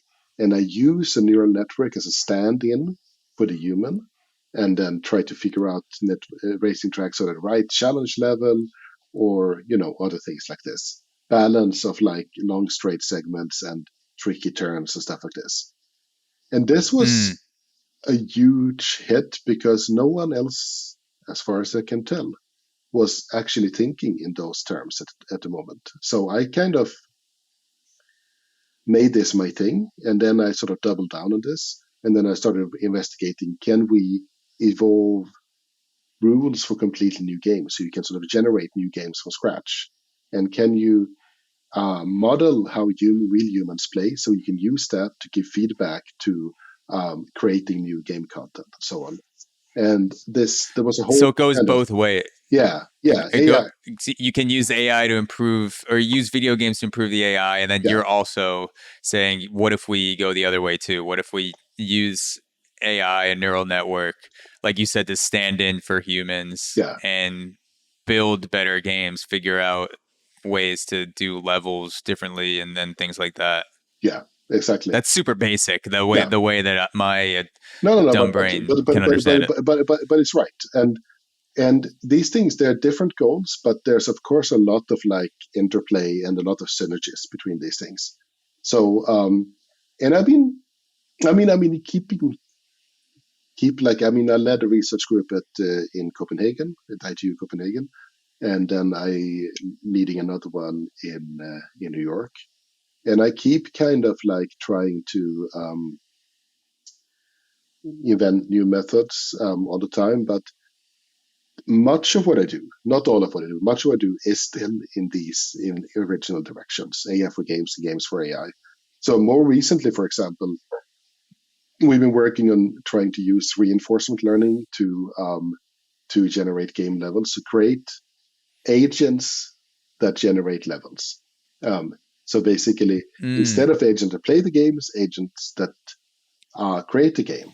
And then the interplay with like, okay, you can have a game generating agent and a game playing agent. Can they then be in a competition with each other, where like, but the game playing wow. agent tries to sort of he tries to beat the game generating agent, and vice versa. And how do you connect this to what's interesting for the human? How do you get like human editing into this loop? How can you start this with like giving some, for example, levels or characters, quests to something that humans have made, and then basically learn from this, and then keep improving by learning from yourself, essentially. Like, It is is each individual agent a neural network, like yes, a language model neural network? It's making billions of calculations and then giving an output. it's a smaller one. Maybe it only makes millions of calculations for each output between the mouth and the anus. But yeah, But similar structure, yeah. yeah, exactly.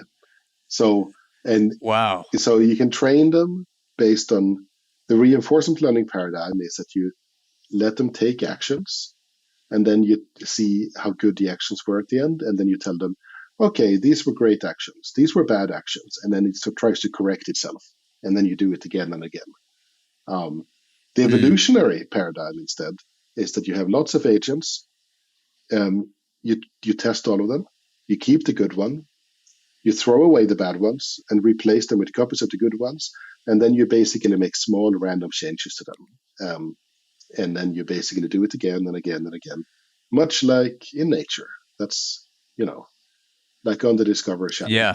So it's, It does. It sounds like an AI version of Darwinian evolution, yeah, where you're basically you're creating all these different agents, and then the ones who make it the furthest, the ones who survive, I don't know, do they have offspring? Do they do they pass on? Do they reincarnate? I don't mm, know how that works. What are the ways in which they're able to continue the things that you want them to? Because in evolution we have genetics. How do you do that with AI agents? yeah. So the genes here would just be the numbers that constitute a neural network. So you're basically changing on that level. But there are more other ways of doing it. You can basically have the genes could be some numbers that are then using some complicated method to sort of scale up to like the genes of the neural network, for example. So it's yeah. How do these agents present themselves? What do they look like? Oh, it depends. Depends on your sort of domain. So uh, in this, I mean, the early work I did was a racing game. I mean, each neural network controls a single car. So the neural network itself doesn't look like anything. It's just like you can open up a file Mm, and you see a lot of numbers, and that's like just a lot of numbers. There's nothing exciting there to look at. mm, But you see what it controls, the graphical representation of a little car, for example, or in these procedural content generation by reinforcement learning, as we call it, these level generation experiments. You basically have like a little cursor that moves across the level and makes changes and sort of edits things. Um, and then we did work think a little bit about how can you integrate this with human edits? Can you edit the game level together with this agent, for example? Uh, mm. and how can you best work together? Which is an interesting thing. So yeah, so how does the creativity aspect of it work? Because I understand an AI agent that is trying to get through a level, and if they don't go through a certain obstacle, or they don't do whatever it is to pass that level, then you can punish it and say Hmm. this is do this instead. But when you're creating the actual level that Hmm. becomes part of the game, how are you telling AI to get better or worse? Because that seems like a subjective, more creative input into what makes a good level and what doesn't. Hmm. Yeah, so that's a tricky one. It's like some people say that this is like, reward functions for this kind of thing is like AI complete. You need like human scale AI to do this. But there's a couple of things you can do. So you perhaps want to. So here's a difference between generating a game level and generating an image. An image just had to be pretty. A game level needs to be pretty, but it also needs to work. It needs to function. So an image that like is like a little bit blurry, or like the air is off or something like this. It's just like, okay, it's an image but has some flaws. But a game Mm, level that you can't win is not just a little bit flawed; it's like fundamentally completely broken and worthless. So mm, so one thing is like you wanted to generate levels that are winnable, and then levels that have like a certain distribution of objects. You want like things to be far from each other, or like you want treasures to be not close to monsters, or something like this. Um, and then it would generate lots of these different levels that are like this. mm. Or you can basically say that you want it a little bit like a couple of human-made levels. Like, hey, I made this level.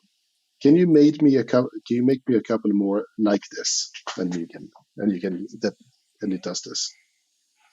Got it. Okay. And so you're also working with levels that have been created by humans, because Mhm. I saw that there was you got a cease and desist letter a while back from Nintendo Yeah, for playing around with what is Super Mario Kart. yeah. Super Mario So you're Bros. putting Yeah, agents in these Super Mario Bros. So you were putting agents in these already existing games that have been proven to be right, engaging right. and good. So that I imagine that also has a big impact on in using these things already in existence that have already sunk their hooks Right. into people's game playing strategies. Yeah. No, so it's I mean, you get kind of some of the validity of what you're doing from the fact that people actually play these games. So in psychology, you talk about ecological validity, like something is like an experiment is like in a real situation where people um, eh, care about it, sort of, or like it reflects something real. And games like Super Mario Bros. That are played by hundreds of millions of people is validated because this is what people really play. So there's a whole kind of there's whole kind of reasoning about this. Basically, game design is uh, is game design is largely an inquiry into what problems human minds find fascinating, right? So we Mm, play games because, to a large extent, because it challenges us in particular ways, and we like the challenge. And they're well developed with a well constructed. A good game is constructed with a pedagogical sequence, so you gradually have the opportunity to get better at the game. And different kinds of games really sort of help you in different ways. So where, where was I going with this? Basically, probably back to the anus. Yeah. No, I'm just kidding. always back to toilet. Yeah. No, but they you sort of want the game that is validated because people have really played it, because that means that it tests an interesting aspect of human cognition. You can easily make a really, really bad game. I mean, nothing is easier than making a bad game that doesn't have any kind of interesting challenges in it. And you don't want to train your AI on those games. You want to train it on like games that are like games in some way that have really captured people, because that means you're learning something relevant. Now, the Super Mario Bros. Case was because we started, and it's kind of funny. So this was back when I did my postdoc at ITSEA. So I saw this thing called Infinite Mario Bros., which was made by the guy who developed Minecraft. Oh shit! And now I forgot his name. It's like a regular Swedish name. Anyway, so I saw this, and this was a public domain code base and everything. And speaking of time travel, this was early 2009, and he hadn't developed Minecraft yet, or it wasn't out and anything yet. So I talked to him about like, hey, it's cool code. Can we use this for experiments? And sure, and we communicated a bit, and I thought I was going to have him on that paper we wrote that ended up never happening. Maybe for better, maybe for worse, I don't know. And then we rebuilt this into like an AI framework, me and my student, and then we sort of created let this AI framework out there, and it became super popular. People participated in this competition that we ran, and made a lot of progress. We got some really cool sort of Mario playing agents, and then we made another one about like generating levels in Mario, also really popular. But then we got a letter from Nintendo saying that, stop doing this. It's our Mario. Did they give a reason? Or they just said they're basically messing around? We need to protect our trademarks, or I get it. The way intellectual property law works, they kind of had to do it, and they were fairly nice about it. Interestingly, they waited 3 years, because I know that the Mario AI competition was on the first page of Yahoo in Japan in 2009. So clearly there were people there that knew about it. But they waited a bit with actually sort of with like bringing down the ban hammer. So at least they gave you that period to play around before they just immediately cut it off. Exactly. You should. Playing around is crucial. I'm all for playing around. And game psychology is so interesting, because you have to make something that is hard enough to keep people interested, but not too hard, because then they'll get frustrated and quit playing. So it's like this very delicate balance where you're sort of navigating between boredom and frustration. Is there any way to measure how bored or frustrated an AI agent is? Like, are there, like, if it's too easy, do you just look at it with your own subjective eye and go, that was too easy for this agent to do? Or is there something about the way that they interact where it tells you that this is going to be too easy or too hard? Yeah, I mean, in the practice, we do this in various ways. For example, having a learning agent and seeing if it can learn to play it within a given time, or having like multiple agents with different skills, and basically saying that we want the bad agent not to be able to pass it, but we want a good agent to be able to pass it, for example. That's often, these are like ways I've been trying to experiment with this. But then, there's this old dream of mine of creating games that can find you boring. Games that will stop playing with you if you're not fun. If you're not providing, it goes both ways. Yeah, it's just like, what is this? I don't want to play with you. Stop it. That's it. That would have happened that would have happened to me a lot in Grand Theft Auto Oh when I yeah, just completely disregard the level and I just go around just wasting grandmas walking down the street. And yeah, I'm like, this is cross kind of layout. fun. Yeah, exactly. Yeah. It's like I was thinking of Grand Theft Auto yesterday. My son was on the playground and sort of just running up to this little car, like one of these little toy cars, that another toddler was in, and basically opening the door and trying to get the other toddler out, and it's like so he could drive it. It's like, this is Grand Yeah. Theft Auto on the playground. So, Yeah. and Hot wiring a playground car. yeah, right. I was trying to tell him that this is not what you do. This is like this is Yeah. not how you behave in Yeah. real life. Yeah, but if the cops do come, you have to teach your children that the longer you avoid them, the more time you spend running away from the cops, the more points that you get. Yeah, So exactly. that's very important Yeah, to communicate. You don't want to give up right away. yeah. Well, Yeah. everything I learned in life, I learned from Grand Theft Auto. Oh yeah. Can so agents can create levels of games and they can play games. Can agents create different games entirely? Like, can an agent make a version of, I don't know, chess or something where it just spits out an entirely different rule set where you're like, this is not just a level, this is a different game completely? Yeah, to some extent, we're working on it. It's hard. There is some really early work by I forgot his name. Okay, so I'll not talk about him because I forgot his name. Let me instead talk about Cameron Brown. So both me and Cameron Brown did try to do this in different kind of settings back in 2008. Um, I tried to generate like video game rules with limited success. Cameron Brown, who's now at the Maastricht University in Netherlands, he basically generated new board games, and he generated new board games, and these board games basically had completely new rules.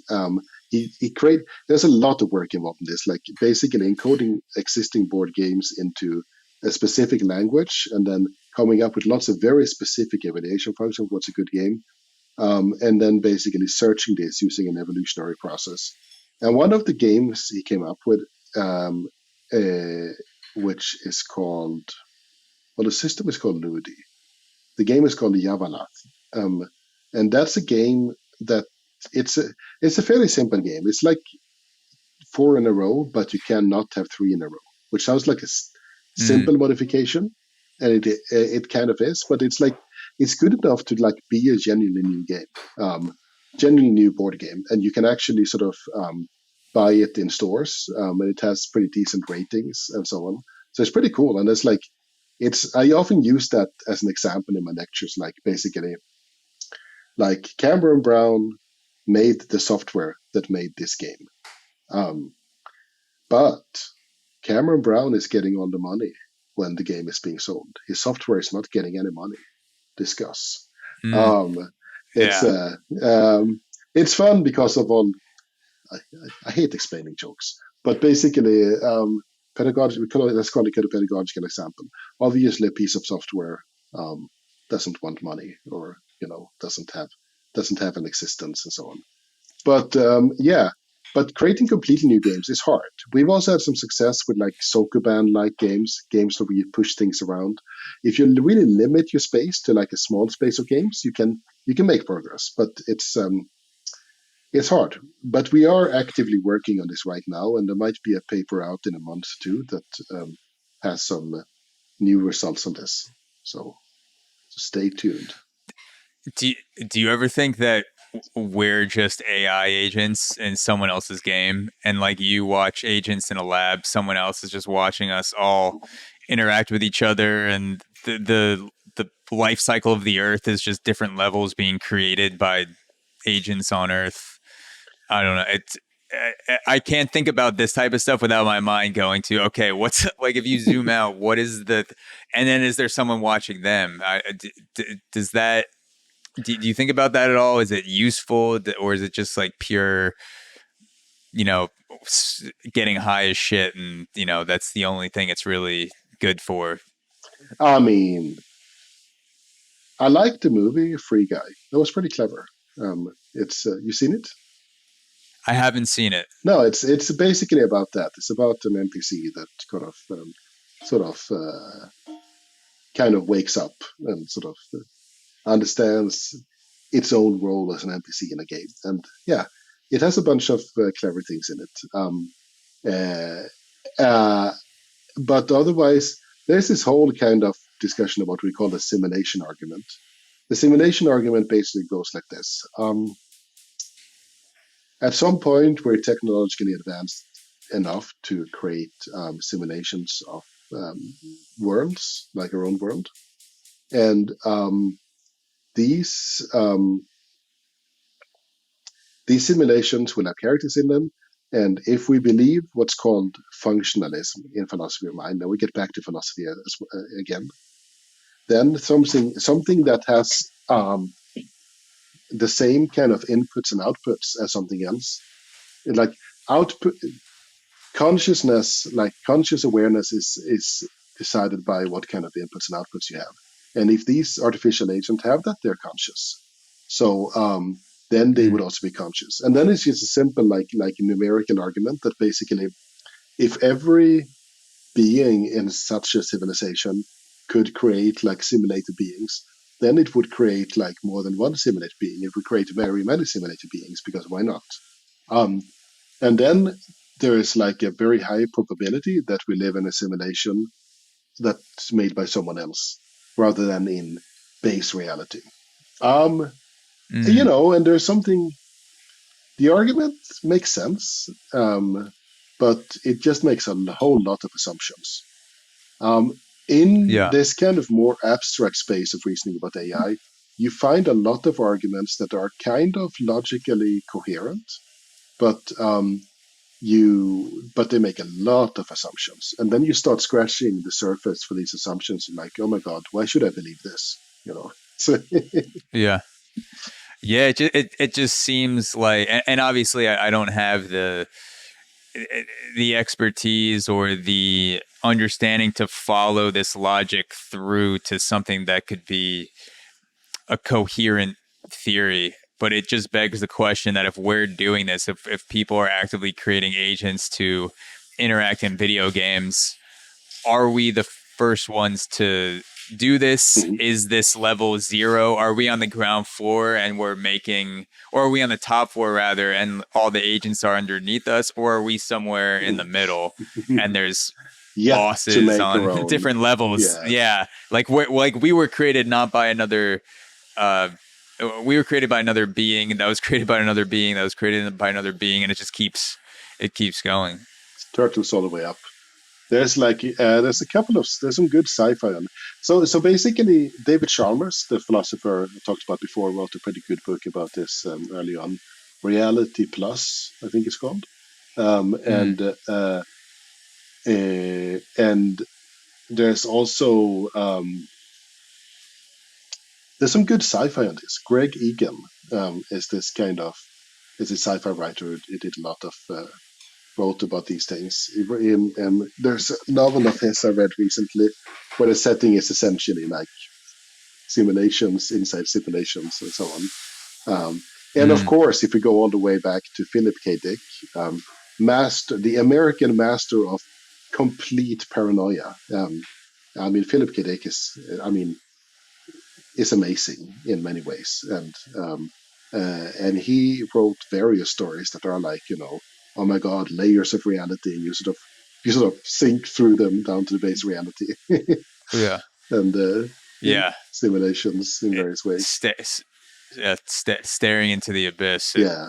It gets scary when you start to follow it all the way through. Yeah, but then again, so I think that people have this kind of like, it's a personality issue. I really care about these questions, but I'm kind of like a fairly happy and emotionally stable person.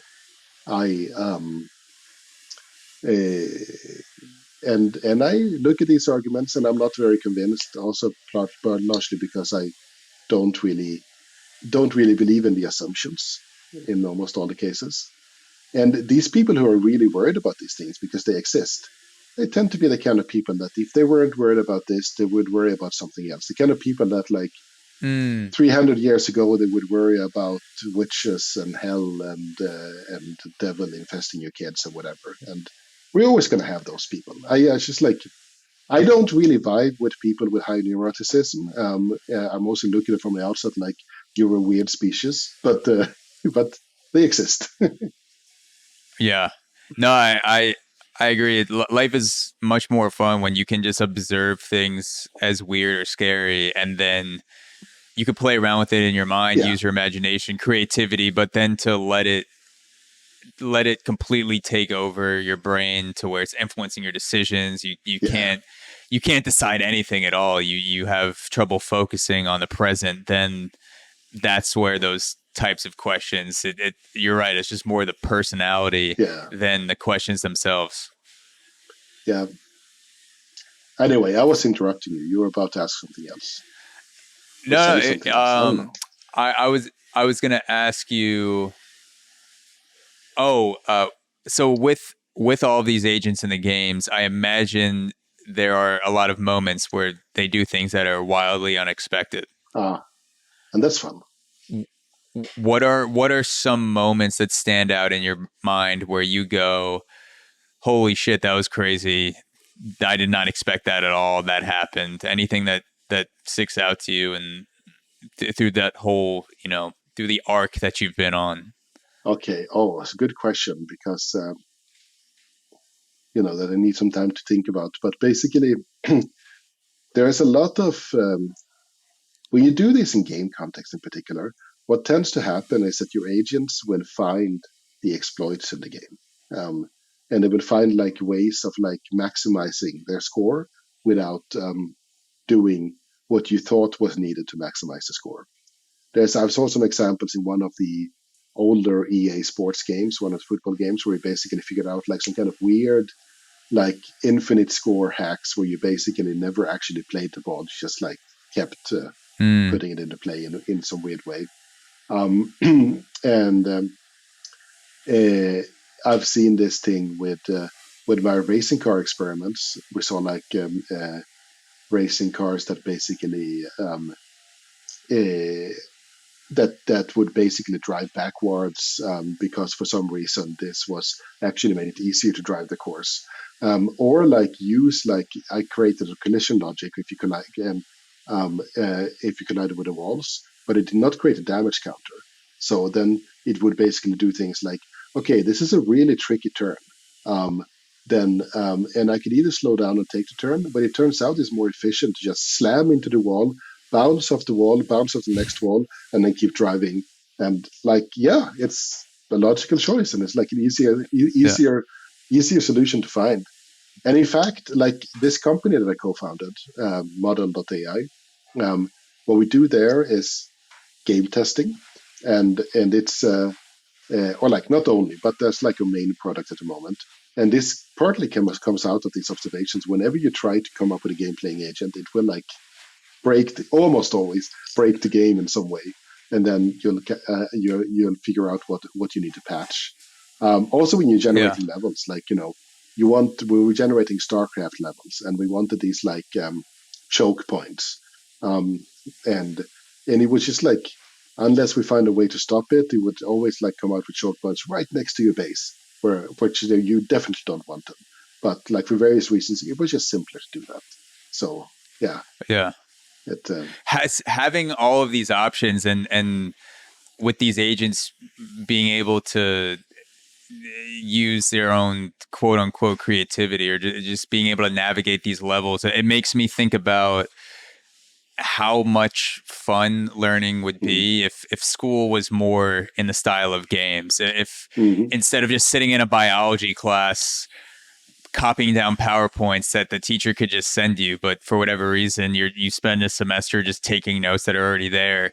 You have these sort of levels that you have to navigate through instead of right. just memorizing everything. And then if we have that, how much of that could be applied to more real life experiences, the things that you're developing with video games, like job interviews. If you could Mm, enter a level, that was created by AI, and there's an Yeah. AI boss that's a conglomeration of the millions of bosses that have existed in your field, and you could go in and try different levels, and then Yeah. you get scores on, that interview sucked, do it again, and then you could do that 100 times before you go on a job interview or dating, like Yeah. anything where you're just doing a bunch of repetitions. Do you think about the real world application a lot beyond just video games? Not that the video games aren't cool on their own, but to have it go a step further. I'm just thinking of how you just compare dating to a boss fight, and Yeah. I will keep thinking about this. That explains my dating life. Yeah, but just in terms of like all the things, your love life is like a Dark Souls game. Oh my god, it's like exactly. Yeah. Yeah, you're just navigating a bar, and there's different bosses, and you get shut down and rejected. No. You get a drink that's thrown in your face, then you have to like move out of the way, and then some guy picks a fight with you because it's his girlfriend that you're talking to. And dating is kind of like a video game, a little bit. I kind of want to make this game now. So, sounds good, Yeah, I would play it. There are a lot of single people that, if it was good, would probably go in the game first and be like, all right, let me do some reps before I meet this person tonight, so I can kind of try out my conversational skills. Yeah, exactly. Yeah. No, so basically, there's yeah, depending on how far it gets, you have different levels for that. Right. The conversation. There's a bunch of, there's a lot of uses for games in real life. And in fact, I've been part of various attempts to basically create educational games that teach you something really useful. And what can I say about this? It's a good idea. But there's always a lot of work. It's just like way more work in creating a game that teaches a thing than in creating just like a textbook or like just a PowerPoint or something like this. And and given that games need to be updated, need to be kept technically current, and given that we also need to update our sort of teaching material with new info and so on, it tends to not really work out economically to create educational video games in most cases, unless you look at like entertainment video games that are actually educational. So as someone who grew up not knowing how to speak English, I learned a surprising amount of English from playing Civilization and similar games. So these worked as educational games for me somehow. But yeah, I do think that at some point we're going to crack how to make educational games easily authorable, easily updatable, so that you can actually go to school and learn from games to some extent. It's not something that's gonna solve all the problems of education, but it is like a really, really cool tool in many ways.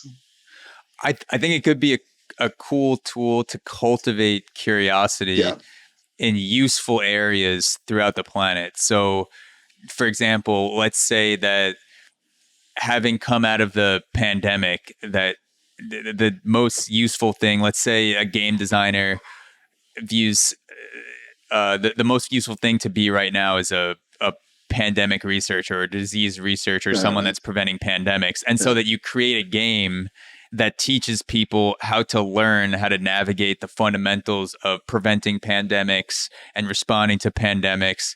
And you have 12-year-olds that are cultivating this curiosity about disease ecology from a very early age, and they're playing it in sort of this game style. And you could do that for different industries, different career paths, and that gameplay cultivates your desire to want to start to practice that in real life beyond the game. Because sometimes I think,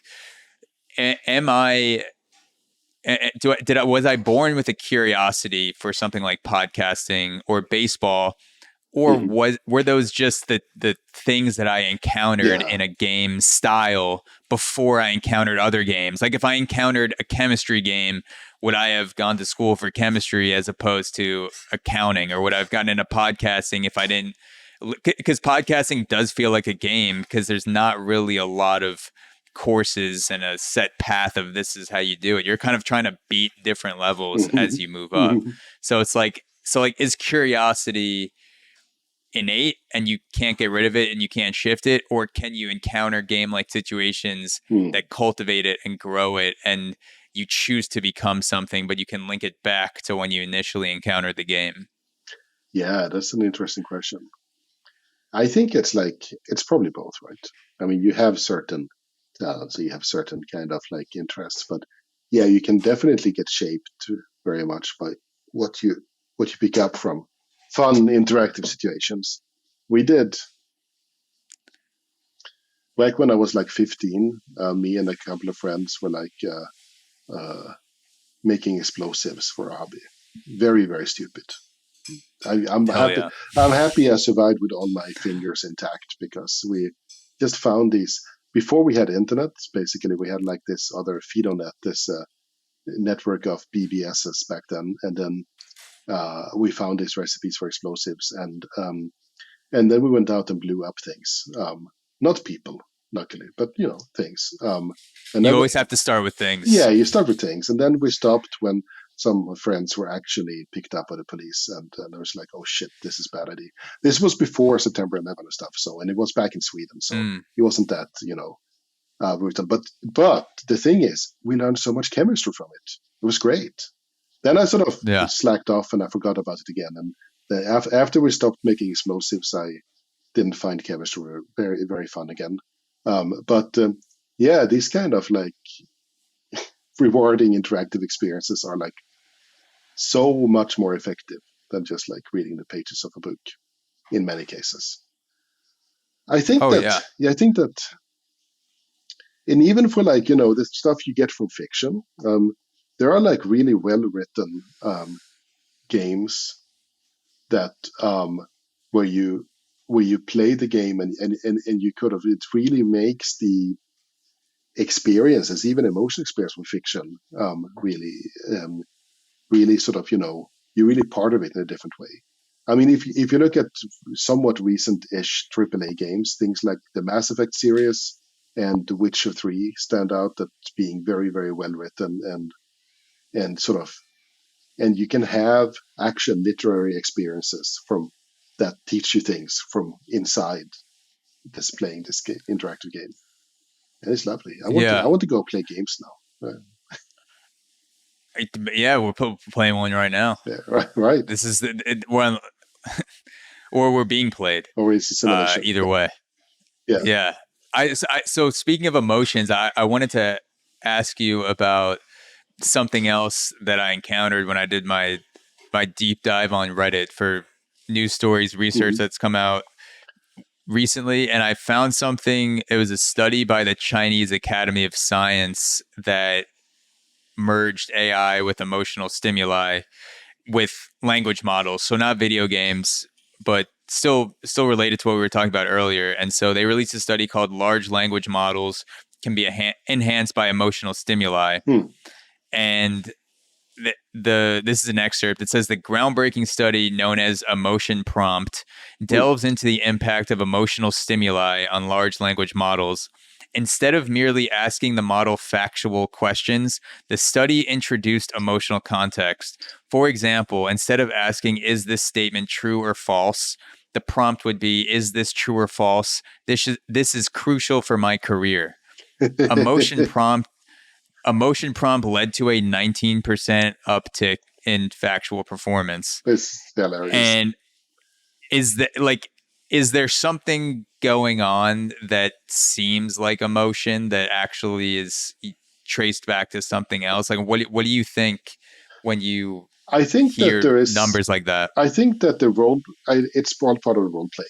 And the role playing is like, okay, now I'm really playing someone who's going to say something really important. It's like, I haven't seen this particular study, but there was another thing that came out like a couple of days ago, which I think was fantastic, where basically discovered like techniques of making it more truthful. And one of them was take a deep breath before you answer, and this actually helped. You got better answers that way. Now, obviously, it's not like ChatGPT or the language model because it tried in different language models. It's not that a language model just Mm. suddenly developed lungs. It pretty clearly, Yeah. whatever you think, does not have lungs. It does not breathe. So, but it's part of the role playing. Like it understands that this is its internal state changes in such a way that uh, it is somehow trying to reason in a different way about like its answers. And the funny thing here is like we don't know exactly what goes on. And this is like when you admit as an AI researcher, so like we don't know what goes on in here. It's just like a bunch of numbers, and the numbers like they do things, and we don't know. And then some people, again, the worrying people that would always worry about witches or whatever, they would be like, oh my god, they don't know what's going on, shut it down. But I'm more Yeah. like, we don't know what's going on. It's kind of hilarious. Yeah. It is hilarious to imagine someone in their office talking to ChatGPT and going, I need you to calculate this spreadsheet for me. And then they look around and they lean in a little bit closer and go, I really need this. I'm going to get fired. If I screw up one more time, my ass is getting canned. Please, Oh ChatGPT. man. And then the answer is 25% better. Yeah. Just like people leaning into their computers, just Yeah. like begging, like being like, please, you know me. Yeah. You know me. You know I need this. Yeah. I mean, yeah, and how well this plays in with as humans, we have this natural tendency towards superstition, and it's kind of crazy. Um, you can get this. Actually, you asked before about like weird emergent behaviors. We have a Mm, paper from a couple of years ago called "Superstition in the Network." So this basically the title harks back to B.F. Skinner, Burroughs Frederick Skinner, the old behaviorist who ruled the roost in the 1930s or so. And he has a fantastic paper, one of my favorite psychology papers of all times, called Superstition in the Pigeon, where he basically, mm, and this paper here, they basically study different ways in which they give pigeons, like actual pigeons, this was back in the 30s or 40s or whatever it was, rewards for pecking at like there's some kind of little button, and the pigeon pecks at the button and it gets reward. And they tried like different things, like every time it pecks at the button, it gets a reward. Sometimes it gets a reward. It gets a reward at at this kind of like at fixed schedule and a couple of other things. And then they realized that what happened if you give it reward every time, and then if you stop giving it reward, it will pretty quickly stop picking at the button because it just realizes, okay, this is not working anymore. Then they realize what's really effective is to like sometimes giving it a reward when it picks at the button, but most of the times not, with a completely unpredictable schedule. I think this is the variable variable frequency reward schedule, I think, because then the pigeon really gets really obsessed with picking this button. And if you stop, mm. it will sort of just keep doing it. But what's more, it also almost always develops other like things because it starts associating things it did with getting this reward. Like, for example, turning around or like flapping the wings or whatever, something like this. And then and then if you stop giving it rewards, it will just keep doing these things. So the pigeons will like develop things like pick the button, spin around, squawk or whatever, and then we just keep doing it for almost forever in hope that eventually we get a reward. And he just called this behavior superstition because they made these like really spurious correlations, and now this is what happens. And then of course he doesn't say as much, but basically his implication is something like, yeah, this is how religion works. You sort Yeah. of, which I think is awesome, and I think he's largely right. You just make these spurious correlations, and then because they're almost impossible to disprove. You kind of just keep doing it. So we found this in neural networks that were trained to play various games. So we designed a bunch of games that had different reward schedules, or like not that simple as it, but basically think of these 2D games, and you have games where you basically would. We had a number of cases in this paper of like strange games that sort of created weird behaviors. One games where you basically would pick up things and go and invest them at different points, and then you get the reward at some later point. And the agents would almost always learn some weird correlations because they got the reward so much later than when they invested the item, so that there will be somewhere else. And then they would learn things like, oh, I need to go and invest this stuff, and then need to go hide in the leftmost lower corner. And you're like, there's absolutely, we would never, the rules never said that you should go hide in the leftmost lower corner. But because it started getting rewards then, and then it learned to do it, so it continued doing it, and then it kept being rewarded when it was in this corner because it would always go there. And then it was just learned that this is what I should do. It's like pretty much like the pigeon spinning around or something like this. So these kind of, you see these kind of learning effects in artificial systems well. So this is one of the more entertaining kind of examples of like, they're just learning something absolutely weird. Yeah, so the AI agents were developing rituals that they correlated to the rewards. Yep. That's insane. Yeah. And it's like, I mean, it's kind of like people too. Like you're right. That is kind of how beliefs start, where something good happens to you or something bad happens to you, and then you automatically think, okay, what was I doing 5 minutes before? What was I doing this morning? And then that becomes a ritual of something that you either want to do to regenerate that reward, or you want to avoid it in order to get a better result next time, like stepping over cracks, not to break your mother's back. That's like a super simple schoolyard example, but something like that, where if you went to a certain coffee shop, let's say 30 days in a row, and then the day that you didn't go to that coffee shop, you got a call from your friend he told you that he banged your girlfriend or something, and then you're like, wow, I must go that there. is insane. I cannot go to that coffee shop again. Instead of going, oh, my friend's a piece of shit, you kind of correlate that experience to your girlfriend cheating on you. But it is kind of, it is amazing that agents in an AI world can create these rituals surrounding the experience just like humans do. Yeah.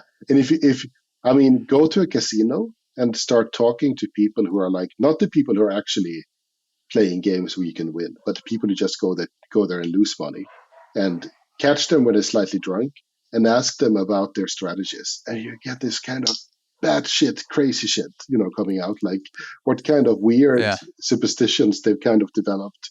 And of course, they keep losing money. So they kind of catch on to these various things, as you say. So this is like, the danger with this isn't that the agents, that the AI systems learn to do these things. The danger is that people start being superstitious and treating the systems like, gods and like weird things. So like people, I mean, it's fine to learn to say, please, my life depends on it, because you figure out that that's the mechanistic quirk of the system. But if you start thinking that you need to talk to it because this is an actual living being here, then we're in trouble. Yeah, I'm just imagining having to prescribe an AI agent Ritalin because it has OCD about a certain ritual, and then telling it to smoke some weed and chill out. Yeah, that's hilarious. Right. So as we end off, I wanted to ask you something about OpenAI, who is the lab that created ChatGPT. And you've spoken about them being the worst of those labs, or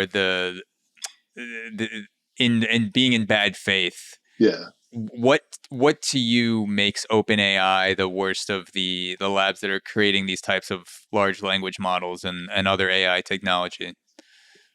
It's interesting because are they objectively the worst in terms of what they do, or are they only perceived as the worst by people like me because of what they said they are? And I'm not sure. But clearly the hypocrisy is really strong. There's a name, OpenAI, which some of them claim now that they didn't want. It was Elon Musk's fault. He forced a name on them or whatever. Um, and uh, and then basically, uh, sorry. Um, so basically, um, yeah. So OpenAI, they're named OpenAI because they're open, or that's what they sort of that's what you would lead you believe. But they're like Mm. one of the most autistic research labs. They don't communicate. They sort of Yeah. they don't they don't tell you anything what's going on. And if they were just upfront with that, yeah, we do this for profit reasons. We are like, we're not telling you anything about our language models because we want to make money out of it. Then I would kind of be like, okay, fair. They're doing what they want, bring on the competition. But now they're talking about it's like, yeah, we're doing this for safety reasons. So they're basically saying that, yeah, you guys, you don't understand. You can't handle the power. And but Mm. we can because we are superior beings and we are so wise. And also, we are not totally not doing this for the money. This is what makes Yeah. me want to say words that I should not reproduce in media like this. But basically, yeah, they can fuck off. I would be so happy if they cease to exist tomorrow. And then we would keep having this technical development happening, but led by other actors, both by nonprofits and academics that are actually open to what to do because that's a job. As an academic, it's an important part of my job and an important part of why I am in academia. It's not the money, shocker. It's that I can be totally open about things and I can just release Mm. everything I do and talk about it openly. And then, we would also expect like large companies doing things that they don't release and also some stuff they do release. And this would be like an understandable, predictable situations. We understand profit motives. A profit motive is kind of predictable, right? And Mm. we can understand this in terms of competition and so on. And also we understand like people who want to release things open source. I do think that there's so much to be gained from open source development that in many ways, open source development of various kinds of AI model is going to lead the way. Um, it's already the case that like the open source models that exist are not much behind ChatGPT. And the open source image generators that exist are some of the strongest there are. And every time you release it open source, you see so many people building on it and exploring it and studying it and so on. OpenAI's models, you Mm. can't even study them because it won't tell you when they update them. They won't give you access to anything except input output, and it's like um, it's like the worst of the various situations. So OpenAI structurally some kind of bizarre anomaly that would we would be better off without. I would say. Mm. So they're painting this picture of being an open company that is here for the benefit of humanity, benefit of society, but their actions say otherwise. Their actions are we're going to close off, we're going to keep Yeah. things proprietary. Seems to be profit motivated. I mean, it's a tale as old as time. Hmm. Yeah, hide. Don't tell your competitors what you have Yeah. in some sort of power play to have the go-to product when things play out, but that can actually backfire on you, and it can actually be good for competition to open source things. Oh yeah. No. So basically, they have this like limited profit company owned by a non-profit company, which is a bizarre structure, but they're clearly playing towards becoming a major sort of a major tech player, like providing some of the leading infrastructure for this. And honestly, I would rather Amazon or Google or Meta or something have that.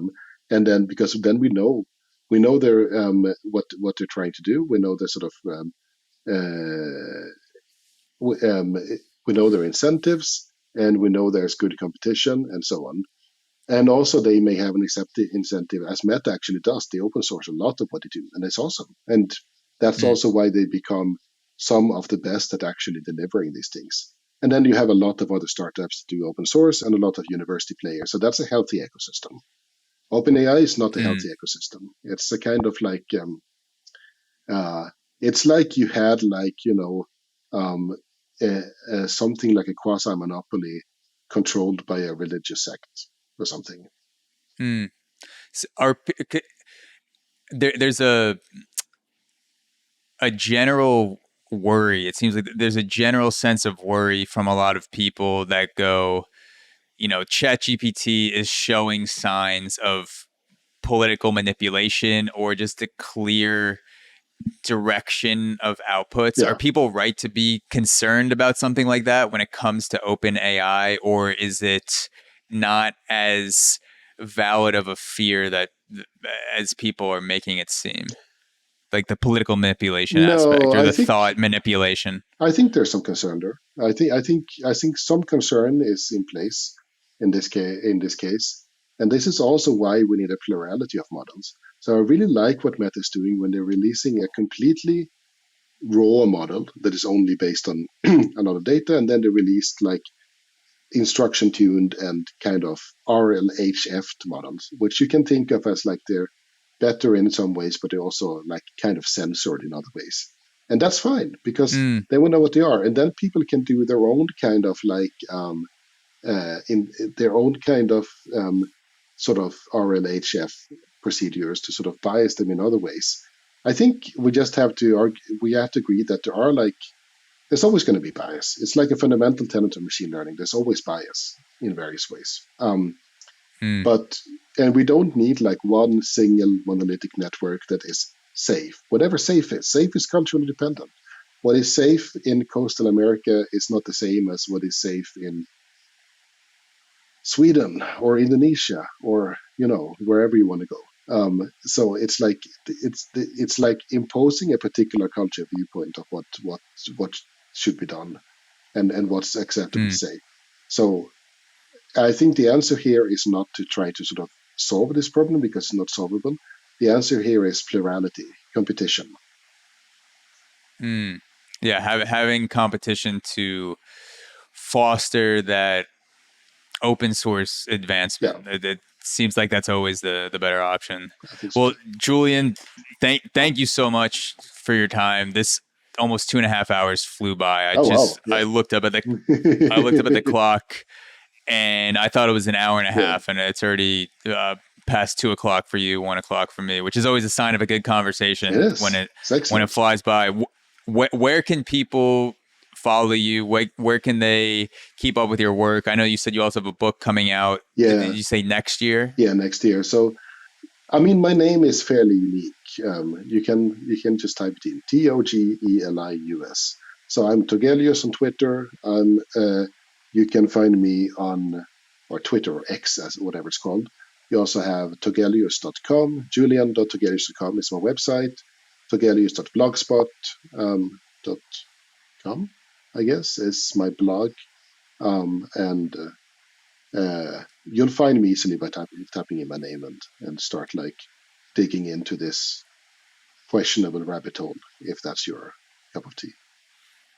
Yeah, it was a fun rabbit hole to go down. I know that I was going through blog posts and then the next one would pop up and then I'm just like, oh, that one looks fun too. So I'll link all of that in the description for wherever people are listening to this or watching this. Definitely go check out Julian's work. Keep up with him for the book because I'm definitely excited to dig into that. And then maybe we could do round 2 in person next year when I'm back in New York and the book is out. That'd be fun. That's great. But yeah, thanks so much. Thank you. And have a great day, Zach.